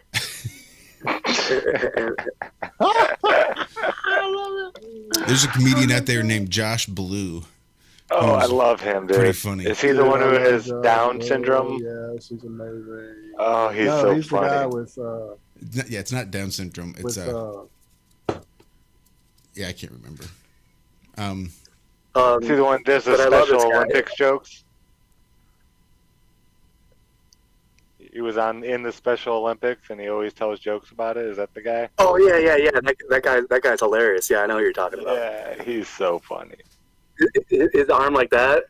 Yeah. That might be the same we used guy. to play a game where we tried to straighten out all our... There you go, CP. That was so hard. That's what I was looking for. No, he's hilarious. No, I love that guy. Him. He's great. I forgot his name. He's I'm hilarious. pretty sure that same guy, Josh Blue. I'm Josh Blue. I love Oh his yeah, joke that's where he's that's like, yeah, that's we who it sit is. I around think. and- Yeah, I'm pretty sure that same guy. Okay, we so just sit around and try to straighten out our fingers for as long as we can until you can hold it there the longest. So That joke, every time I hear him say it, I start cracking up. No, but I bring that up for a reason because he was healthy, extremely healthy before the ALS, and so he switched his whole entire style up over the past 5 years to the point where I myself considered him like the greatest comedian in the world on the plane, and because he gets away with saying anything he wants, and he's totally coked up and on all types of drugs and alcohol because he's dying anyways, so he's just speeding it up. And he turned into a degenerate gambler too recently to make it even worse. And it's just so funny. I think it's brilliant. But my point is that he retired this past week. He literally, his brain is shutting down. And he's like, I can't talk anymore. I can't make the sentences like I used to, and so I have to retire. And he was actually, if you know anything about comedy, he's Kill Tony, Tony Hinchcliffe. He's Hinchcliffe's #1 comedian. Is nice. Regular that he covers. So if you know anything about comedy, you would know that. But so I don't know that that ALS point, he's got to retire. And shout out to Stephen Hawking, man. God bless his black hole heart or whatever. Yeah, not being insensitive. I mean, that is Stephen Hawking's voice. That was just sans his voice box right before he got that voice box. I thought it'd be funny. Did you? So it's been classic bit for us for years. Did you know, Dan, that Stephen Hawking was a flat earther? Oh, this is a I read, PBS I have article. Some of his books. Yeah, there's a PBS article before he became an astrophysicist. His first, I don't know if it was Cambridge or whichever one he did first, is physics. He said that we are between two parallel planes, a hot one beneath and a cold one above, and we live on the crust that is formed in between them. He showed a petri dish filled with water and little islands sticking out of it. And this was a PBS article. And if you go and try to find any papers by Stephen Hawking written before he wrote Black Holes in 1965, you can't find anything. And they knew this guy was a super genius.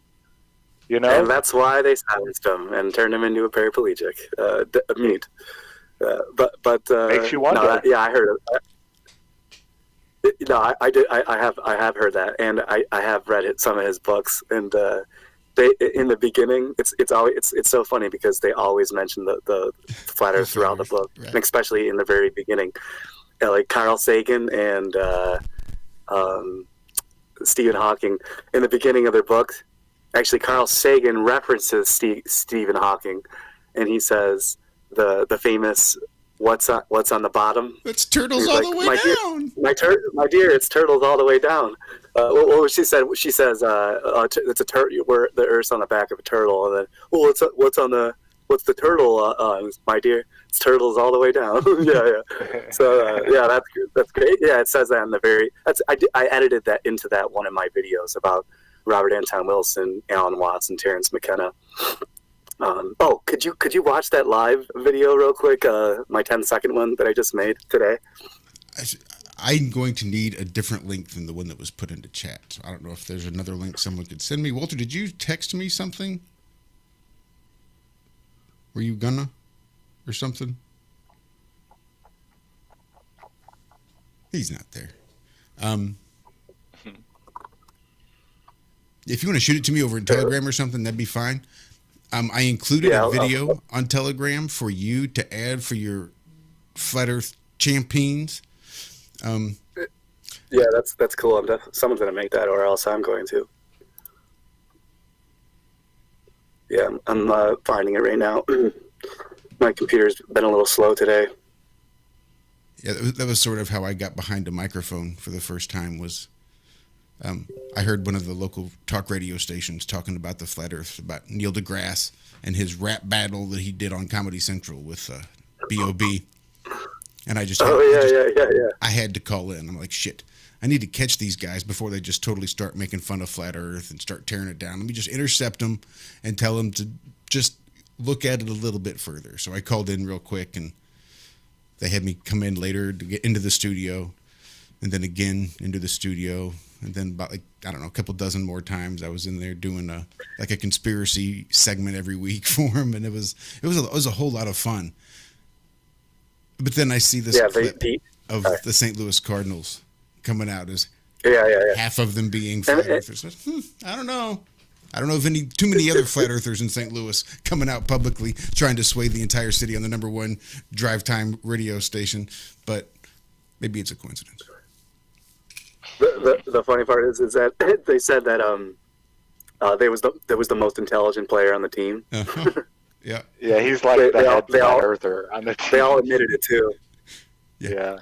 So it's like if the entire dugout is admitting that he's the most intelligent player and or person, not player, person, and that he's a flat earther, it's like don't you want to like understand that and look into that a little bit more? You would think. Like even the globe earthers are admitting he's the smartest. Yeah. Yeah, they say he uses NASA-like data on his swing to make his swing better and stuff like that. That's hilarious. Just like the Coriolis effect changes the way that the footballs move, right, Neil? Thank God for the Coriolis. So here it is in the Telegram group for you. Yeah, it's only 10 seconds long, so I just wanted your live reaction to, of course, a respectful 20-year anniversary tribute to those lives lost on that day, 9/11, 2001. 20 years later. It is a tragedy. Right. And I hope it's okay to say those words in this world without 9/11. Bringing fear into your hearts. We were saying this morning, I watch a lot of First Amendment audit videos, and you always hear the cops say, well, 9/11 kind of changed everything. In this day and age. Yeah, in this day and age. It's like, you guys, that was 20 years ago. Are we stopping British whenever they come into the ports of Boston and, telling them to stop, and we have to come in and check everything before we allow you to come in because we're thinking you might, or the Japanese, do we just sink Japanese ships that are heading towards Hawaii still? When is it long enough of a time for you to say, okay, you can't use this as an excuse anymore? All right, I got to share this with the guys, otherwise they won't be able to see, only hear. See how this works. There we go. There we go. There we go. Here we go. Unmute. Oh, I watched this. I saw this one. Yeah, I watched this 9/11. earlier.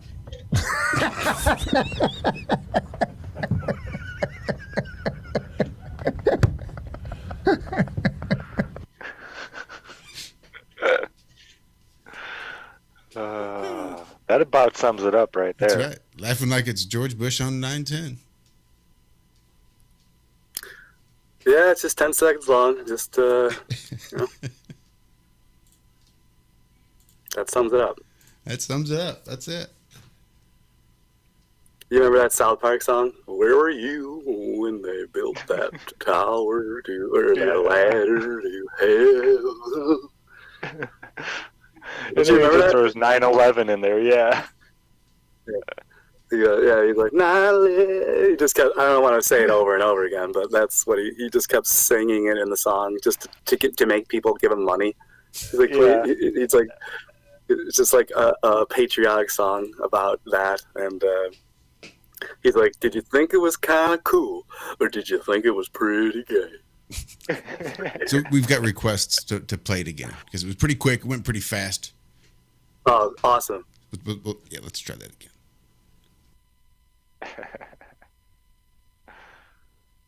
Norm gets so much shit. 9/11.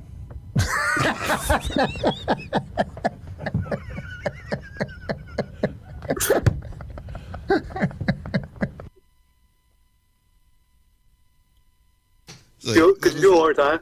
Hell yeah, I can. 9/11. Okay, it's getting funnier. Also, you can see the turtles all the way down the thumbnail in the background. Did you see that? 9/11.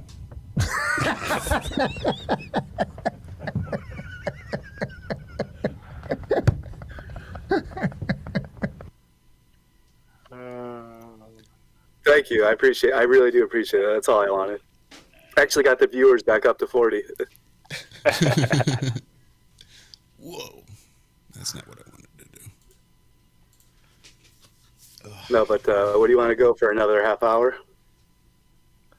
We could do it. We could do another half hour, I think. Call it quits? Yeah, after that, yep. Yeah, it's been a hot minute since we've even gone this long. We usually have been pretty good at keeping it 3. So who's your,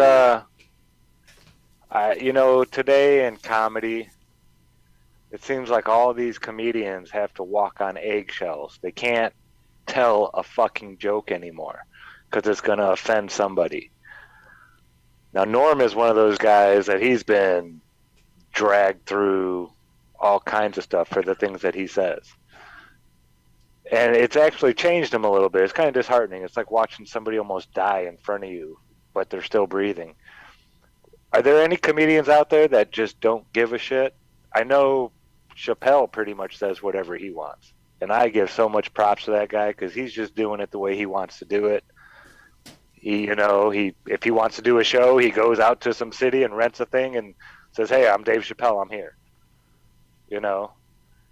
But there's so many comedians that just, it seems like they're on a leash all of a sudden. The last 5-6 years, it's just I can list a whole bunch. I've seen Dave Chappelle live multiple times. I've seen Russell Brand. I've seen Jerry Seinfeld. I've seen Mitch Hedberg before he died. Actually, like a month or two before he died, I saw Mitch Hedberg. He's like one of the most legendary comedians of all time. So that just goes to show he died in like early 2000s. I've been involved in the comedy game and loved comedy pretty much my whole life. George Carlin and Chris Rock were my two first people that I got exposed to. But people who are currently alive and who are saying really funny things and horribly Lenny Bruce type offensive stuff is there's a podcast called Come Town with these 3 comedians who say really funny stuff, and they're all 3 different comedians and they all have different points of view. The one main comedian on that, his name is Nick Mullen, and he's gone totally down the rabbit hole except for the flat earth. So if I got Nick Mullen on my side, which is what I'm working on right now, because I need more flat earth comedians, especially funny ones. So like Owen Benjamin is the 4th flat earth comedian, by the way. Eddie Bravo's the 3rd. Powerland's the 1st. I'm the 2nd. Eddie Bravo's the 3rd. Owen Benjamin's the 4th. Although, and so there's not many of us. Listen, there are, like I said, there are flat earthers who I've done flat earth stuff on stage. There's flat earthers, comedians, globe earth comedians who come up to me after the stage and they're like, who are known, like who are literally famous, and like not to you guys, but they're famous in the comedy world. Zoltan, Taylor Tomlinson. Taylor Tomlinson's super famous. She just got interviewed by Bobby Lee on his podcast Tiger Belly, and I was in the competitions with her and another flat earth comedian who hasn't come out of the closet, and so I'm going to start like interviewing flat earth comedians who are not out of the closet to get them out of the closet, and so create a bigger war with the Joe Rogan comedians and all the flat Earth comedians, because I have personal stories with Joe Rogan and wearing a flat Earth shirt and totally fucking his day up. And like his eyes were bugging out of his head. He was like, "You know, that does that Joe Rogan? That's the Joe Rogan." Like you just saw a badass Kimura right there in the middle of the fucking octagon. So, if he would have, I would have fought him right there and got kicked out of the comedy club at the Comedy Store. I would have got the shit beaten out of me, but it would have said, "Flat Earther attacks Joe Rogan at most famous comedy Hollywood in Hollywood, the comedy club at Hollywood." How tall is he? You guys, he's as big as my leg. Is he really only about this big? He's Toe Rogan. He's as big as my leg. So he's 3 Rogans tall, which is barely 3 feet. So it's not. Yeah, I'm not scared of a midget that knows jujitsu, but he would be quite formidable. But Nick Mullen is one comedian that I love. Nick Mullen. Look, if you want pure, unadulterated comedy, Nick Mullen and Come Town. He's banned on pretty much everything as well. So you got to find him on his Patreon or on YouTube. How long do you think it's going to be till we see comedy crawl out of this, political correctness hole? Within 1 year. Within 1 year. I'm hoping, man. I can tell it's already getting a little bit better with the movies that are coming out. It seems like even the big blockbusters are leaning away from all the political correct crap that we've seen over the last decade. They're not like pumping it into every movie, like every other line, something about, oh, you need to be, kind to people's feelings and emotions and blah, blah, blah. I'm not seeing as much of that in the new stuff. So, yeah, I'm hoping you're right, man. I am so sick of all this nonsense. Yeah, I was just about to mention before, but I got sidetracked. Norm Macdonald and Larry King talked about Flat Earth in 2013 interview. I see Elliot Hall saying the same thing there in chat. Yeah, Elliot's he's a good friend of mine. I forgot to mention that. I was going to. I got sidetracked, but I'm thankful he did. So thanks, Elliot. Shout out to Elliot Hall there. He's a Texas flat earther. Nice. A lot of flat in Texas. Yep. I got this gifted to me earlier by the lady at the estate sale. She said it was her father's, and he put it in his home library when he finally got together his thousands and thousands of books. Awesome. It's like a super old school picture of a family together, and it's like perfectly framed. It's super professional. I think there's like secrets inside here. I can I can hear something. I can feel something. I'm considering opening it up. Treasure map on the back. Right. Dude, I feel like that's what a book guy would do, because that's what I would do. Absolutely. Good place to hide put some secrets back there. And it feels heavy, and there's something like shaking in there. I'm opening that, man. Hell yeah, you could save the Goondocks. But Earthships is another thing that is another bridge I built, and that there was no other flat Earth talking about Earthships until I was the one to bring that up. I like to pat myself on the back about things. So before anybody else out there, because Karen B and I were supposed to do a show together about Earthships, but we haven't done that yet. But we should do it soon. I mean, it's freaking Earthships, and I've now there's flat Earth ships, and there's flat Earthers that are Earth shippers. Yep. So we have one in chat quite often. Everywhere I go, I create these little sub places among everything, whether it's the psychedelic community. Now there's flat Earth psychedelic people, or you got the Church of the SubGenius. There was they were hollow earthers. Now I'm converting them to flat earthers, and it's like not converting. It's just so happens to be that's the way it goes.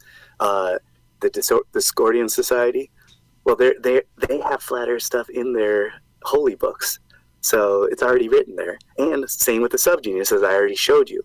So if everywhere I go, I'm showing there's flat Earth material everywhere. It's been there since the beginning of time, thousands of years ago. Apparently, what word is 7,000 years old? What word is that? Matrix, which is coming out soon. The Matrix is apparently a 7,000-year-old word, which is it was in the Bible multiple times. Yeah, apparently. So it's apparently Matrix is in the Bible like 3 or 4 times, and it's a 7,000-year-old word. And I also predicted that the new Matrix movies would be about inverting genders and sexes. And lo and behold, the Wachowski brothers are no longer the brothers, and no, they're the sisters. Mm-hmm. And they split up. It's only the one. It's only the one Wachowski's sister now. It's not the Wachowski sisters. It's only the one. So they split up. So they not only is it not the Wachowski brothers, it's now the Wachowski sisters. And not only is it not the Wachowski sisters, it's the Wachowski sister. And it's about Neo and Trinity switching their gender roles and inverting. So they're going to create more molded minds of Baphomet, androgynous, Luciferian, Freemason bullshit worship.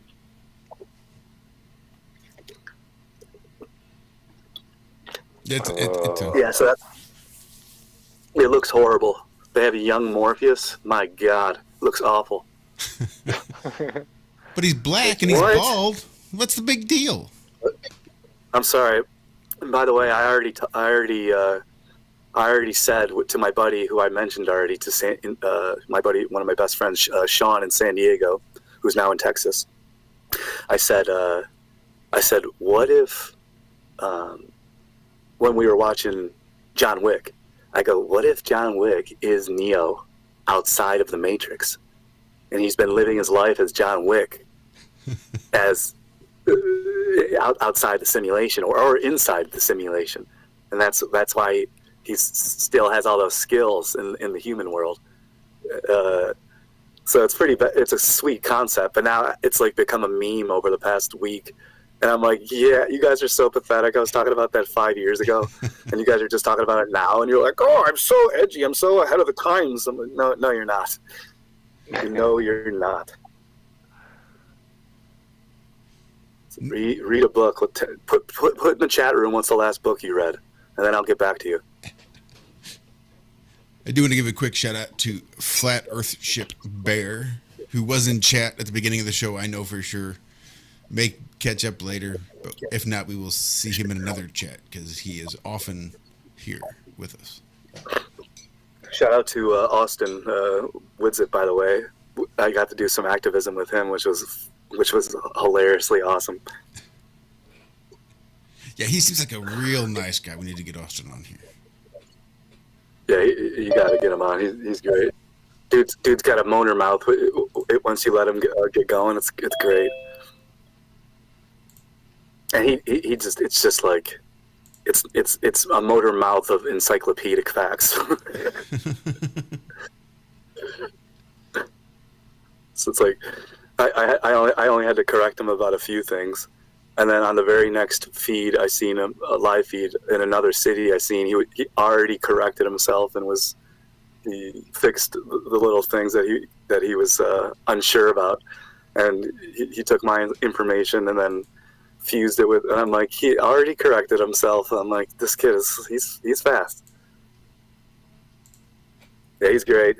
I was so happy to see him take to be like basically like you're yes that's what you should do. Yes, that's yes. Good. Praise Bob.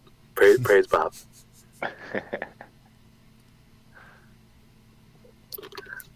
You guys see that? I see it. What? Turtle on top of another turtle? I wonder how in the hell they did that. I mean, I took the picture, but I did not notice that until just now. Shout out to Tartary and the lost giants of the past who protect these lands from tyrants. And by the way, you can't escape the giants. They're always watching. So what do you think about the mountains that look like a giant laid down and just went to sleep? Dude, you'll see a picture of a lady that looks like a lady just laying there, but it's actually a mountain. So each time I went to the Earthship Academy for a whole entire month in the middle of the goddamn desert in New Mexico, I went there with my own intentions and my own goals, and I completed majority of them. I got to talk to Michael Reynolds himself, the inventor and creator of the Earthship model and idea, and I got to talk to him one-on-one, and we got to talk about flat Earth, and it was amazing. And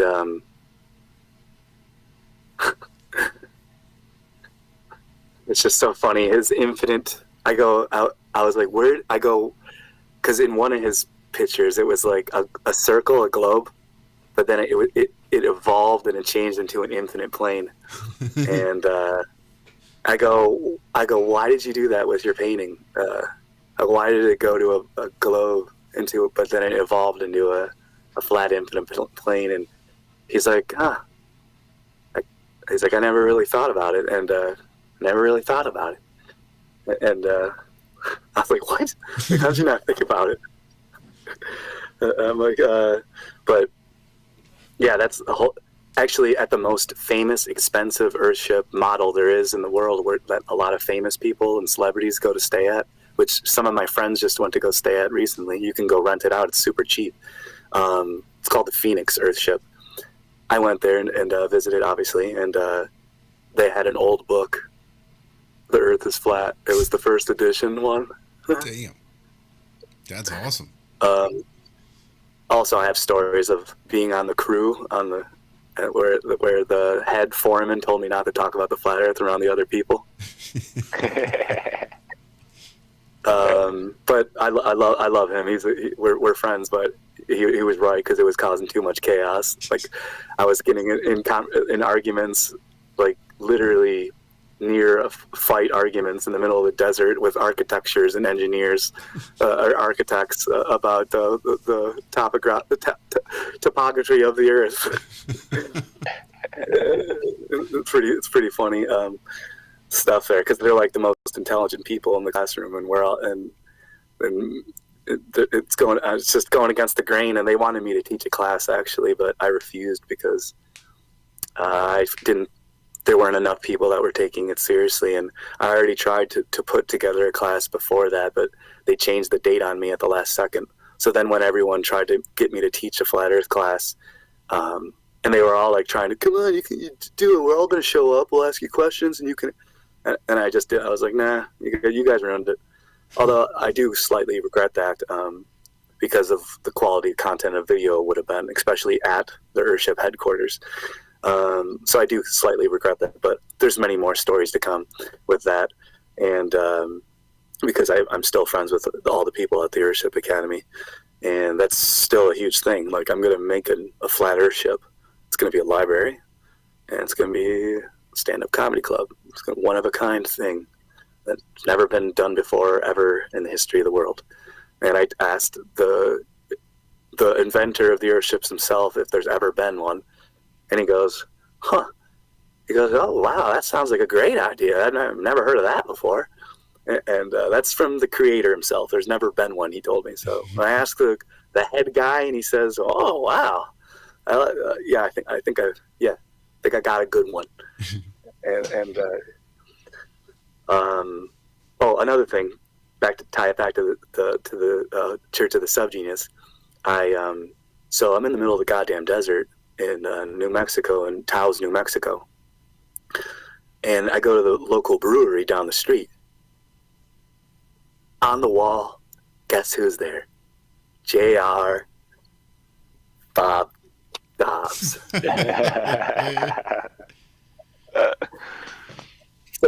So recently I went to a bar down in Buffalo, which, by the way, is a ton of Freemason stuff and Shriner stuff, and Nikola Tesla and Mark Twain spent a lot of time here, and they were friends, if you recall.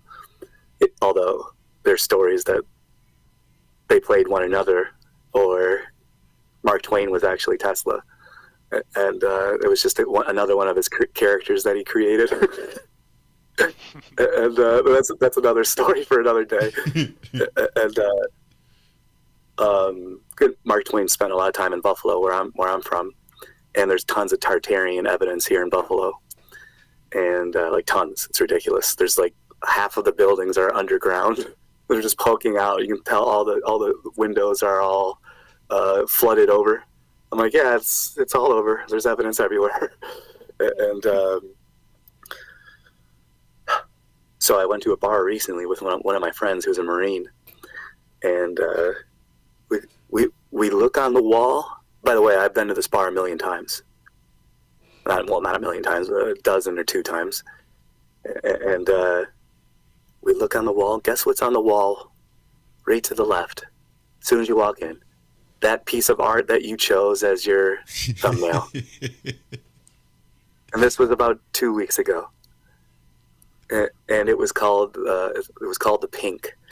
And it's one of the oldest bars in Buffalo. And lo and behold, so that means it's, well, at least dive bars. Although that's horribly untrue, because there's been dive bars in Buffalo since the 40s and the 50s and before that. But although that word dive bar, I don't know, that seems like a jazz thing. But anyway, like 40s. So that's just, it's so bizarre how it's everywhere. It's like it's always there. And I go, I show my buddy, I'm like, it's like, what is that? Why did it follow me to the desert in New Mexico? Why did it follow me back here? Why do I find my family members through this place? Why now are they working against me? And why now am I working against them?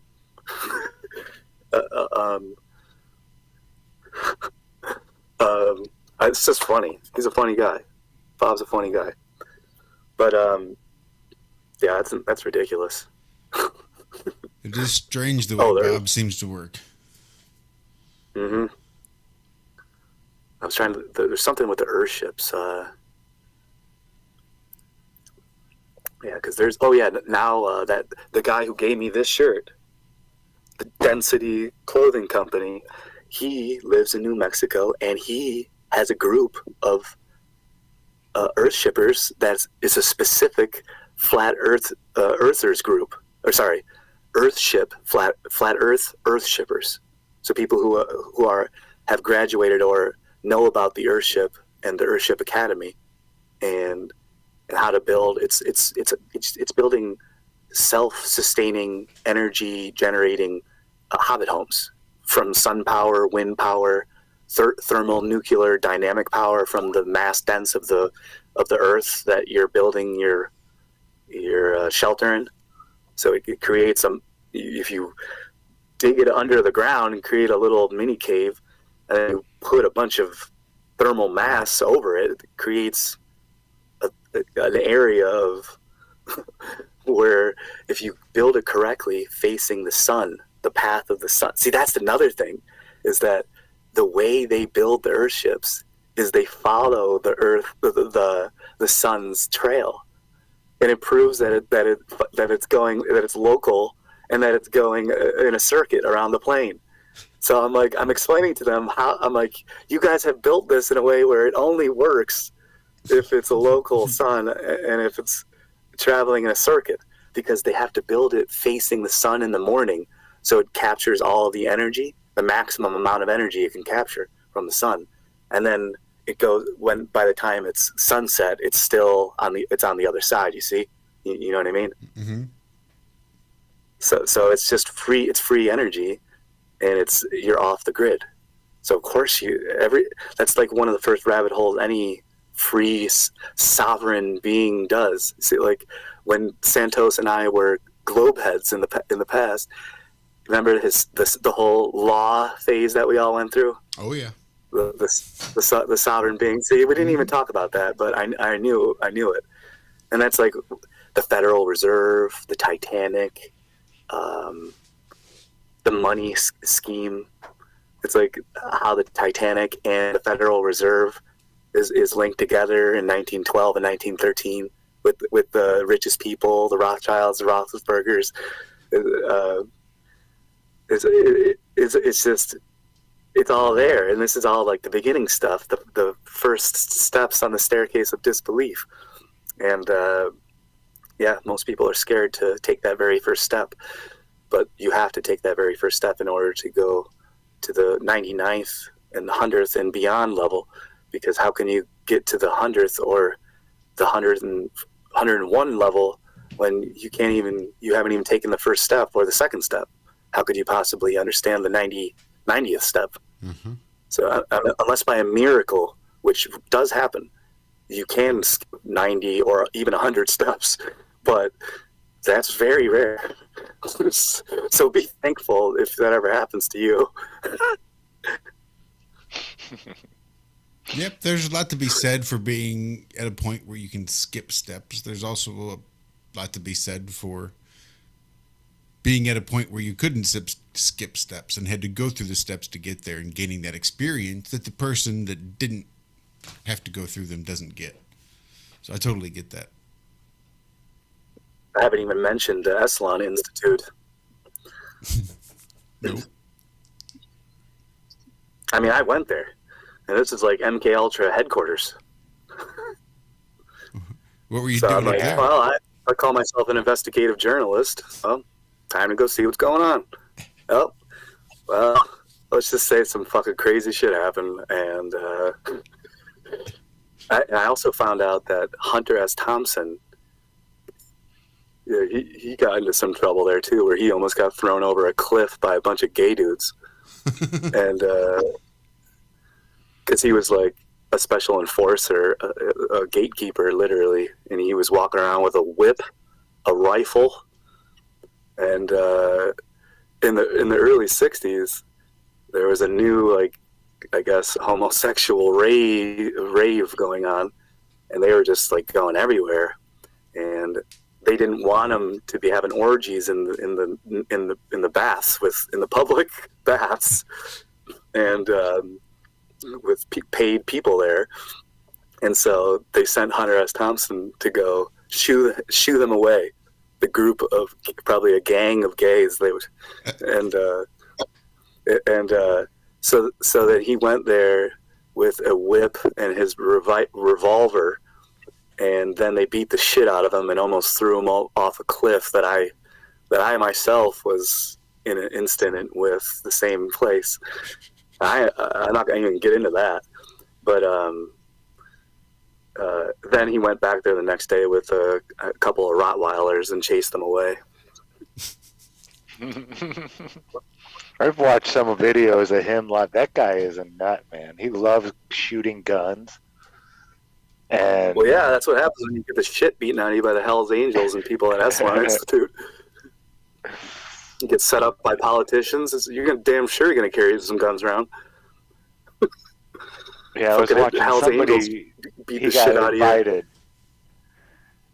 He invited somebody over to his place to go shoot guns and this and that, and yeah, he was a character for sure. Johnny Interesting Depp guy. studied with him in person with his to study for his role for method acting and Fear and Loathing. He mentions. Did you ever see Bill Murray? Do you remember the one where the buffalo roam? I think it was. Yeah. I have that book. Yeah, Bill Murray did the Hunter S. Thompson in that movie. Yep, he did it. Yeah, he did it first, which is also very good too. It's underrated. Very underrated. I think Peter Boyle was his lawyer. He played, what was his name, Gonzo? Yeah, Gonzo comedian. Oh, never mind. Yeah, his attorney. Yeah, his attorney. Yeah. As your attorney, I advise you to take 2 of the pills out of the yellow vial. Yeah. Remember that one scene where they mentioned adrenochrome, and remember that shit? Oh yeah. Mm-hmm. He knows some Satanists. Yeah. See, that's what happens. You start meeting these people, and you're like, oh, and you're like, oh, there really are crazy fucking murdering people out there that you don't want to meet. And I'm like, oh, I get why people are scared sometimes. I'm like, but when you know the omniverse has got your back, you don't got to be scared. And that's why I put myself in dangerous situations sometimes. But like you said earlier, what doesn't kill you makes you stronger. Unless you have a degenerative disease, then it makes you weaker till you die. Like my friend Michael Lear, who had to retire from comedy this past week from his ALS. Yeah, I'd love to have one last interview with him, talking about the shape of the Earth before he passes on to the next plane. Because it would be funny, the shit he would be saying. I want to reach out to him. He wouldn't be, holding back. That's for sure. You would get his. I mean, he was already hard to listen to, but that was the beauteous part of it. Like I love that about certain comedians, that they force you to listen to you, and like, even if you're not that funny, or even if you're not even making that much sense, or even if you have ALS and you can barely speak, and but like you still can do it, and he's a legend. Just to be able to go. Injured Dice Clay. You could treat yourself to some Michael Lear, Injured Dice Clay. Oh!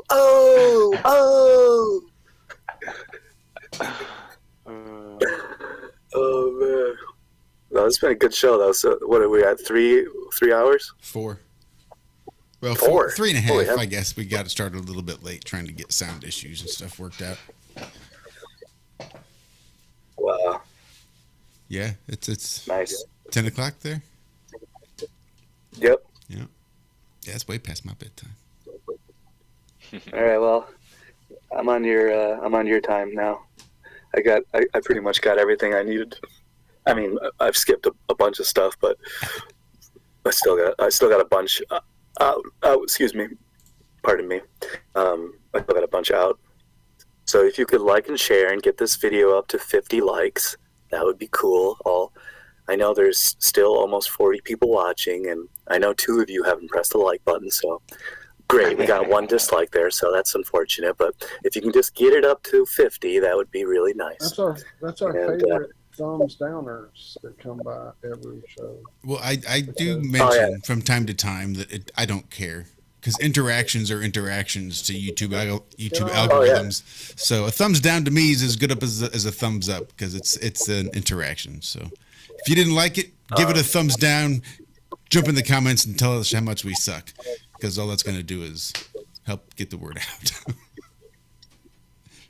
If you really don't like us, go somewhere else and leave us the fuck alone and let us do our thing. Oh, yeah.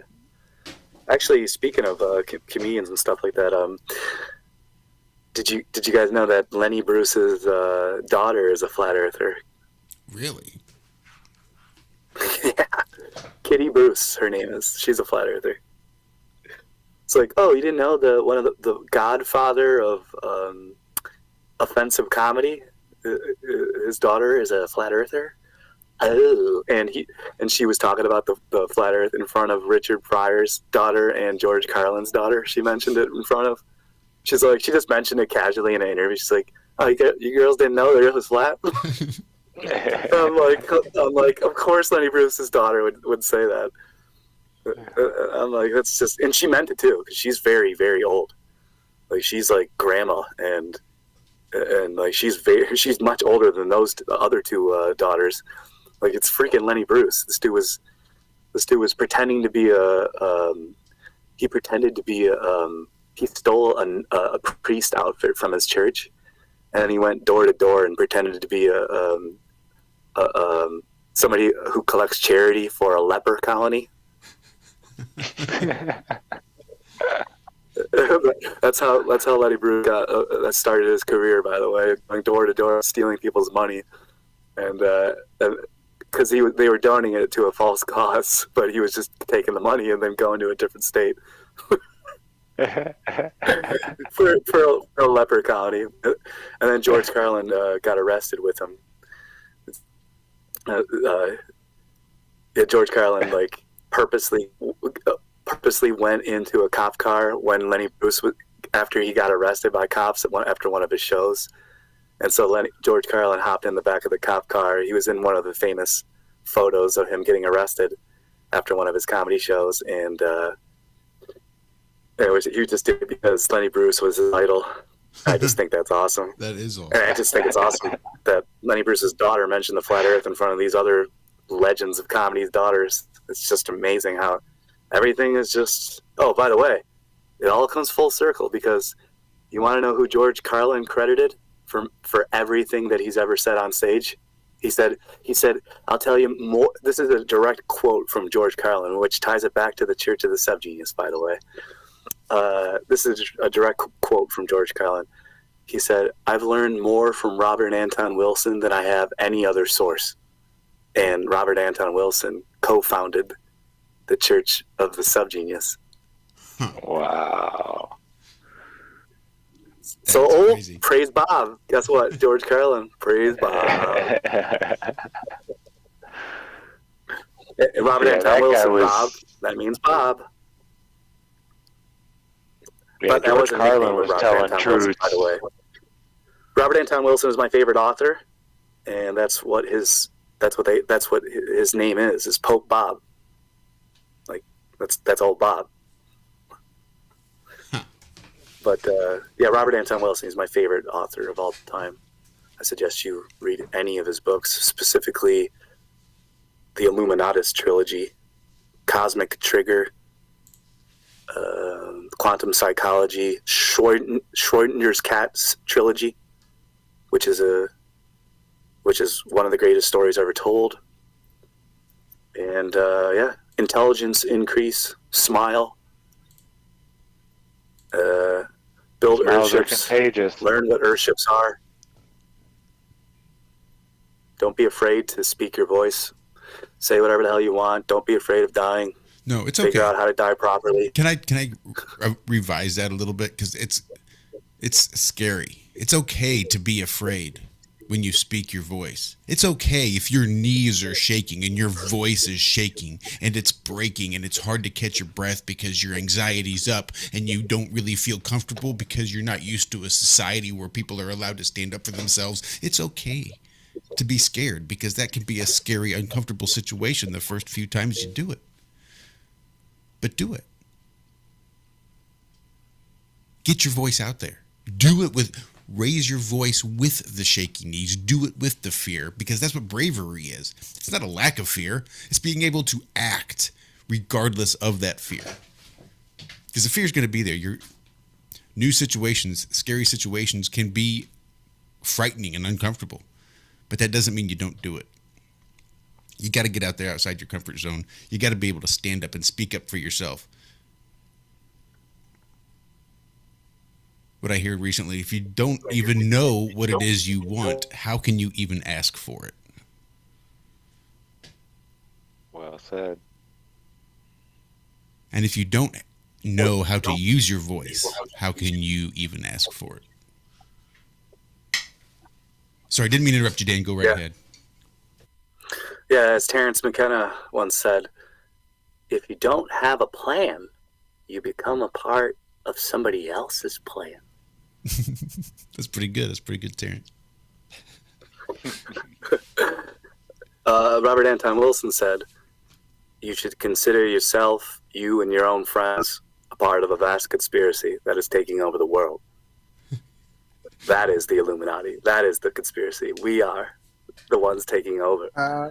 Actually, one of my early videos was actually I changed my channel name to Flat Earth Illuminati just to piss people off, and then I met Jake Gibson, Flat Earth Asshole, in real life, and he was even freaking out about it. He's like, dude, I can't be coming on your shit and you're having that, and I go, dude, you're such a fucking paranoid asshole, and And so, but he eventually obviously went on, but he did also go on to stealing $275 from me. I bailed him out. I towed his car out of the lot, and I even paid for the Uber along the way there. I fed his dog. I fed him. I gave him all the good stuff, that all the treats that you'd give a guest, and you want a good host to give you. Mm-hmm. And he's like, yeah, dude, I'm going across, and I'm doing my, remember his sex and drug store without doing any science experiments tour, and this was like his first stop. He stopped. He stopped like first where I was, and then I didn't want to send him off in a bad way, so I took care of him. But here's the thing, though, and I have all the transcripts still on my phone and on my YouTube channel. And he goes, he's like, dude, I've been getting tons of extra money with my donations, and he's like, dude, I'll pay you back. He's like, I got it, man. And I'm like, I go, dude, no, it's all good, dude. I'm like, you don't need to. He's like, nah, dude, I insist. He's like, I'm getting like tons of extra donations with my little tour, my trip. And I'm like, okay, if you say so. And then he's like, yeah, so I'm not gonna pay you back anymore. I don't feel like paying you back anymore. And then he like blocked me. Well, first I said, well, you got to change your name to Globe Earth Asshole, because you know you're in it for the money now. And then lo and behold, he changed his name to Jake the Asshole. So I was the one to force him to change his name. Hey, Jake. But I still have the transcripts for that too. It's all so funny, and how it's all. Oh, by the way, hi IPS as well. That's where a lot of those trolls come from as well. So, if you were wondering about, it's not just the Church of the SubGenius and the Discordian Society. Well, a lot of those trolls come from IPS's little society, if you know what I mean. But I'll leave it on that. A lot of cons and fakers and hacks and frauds and on the plane. And I've noticed every single one that's come around, and I've seen them all go away, just like I predicted. And only the flat Earth champions are left.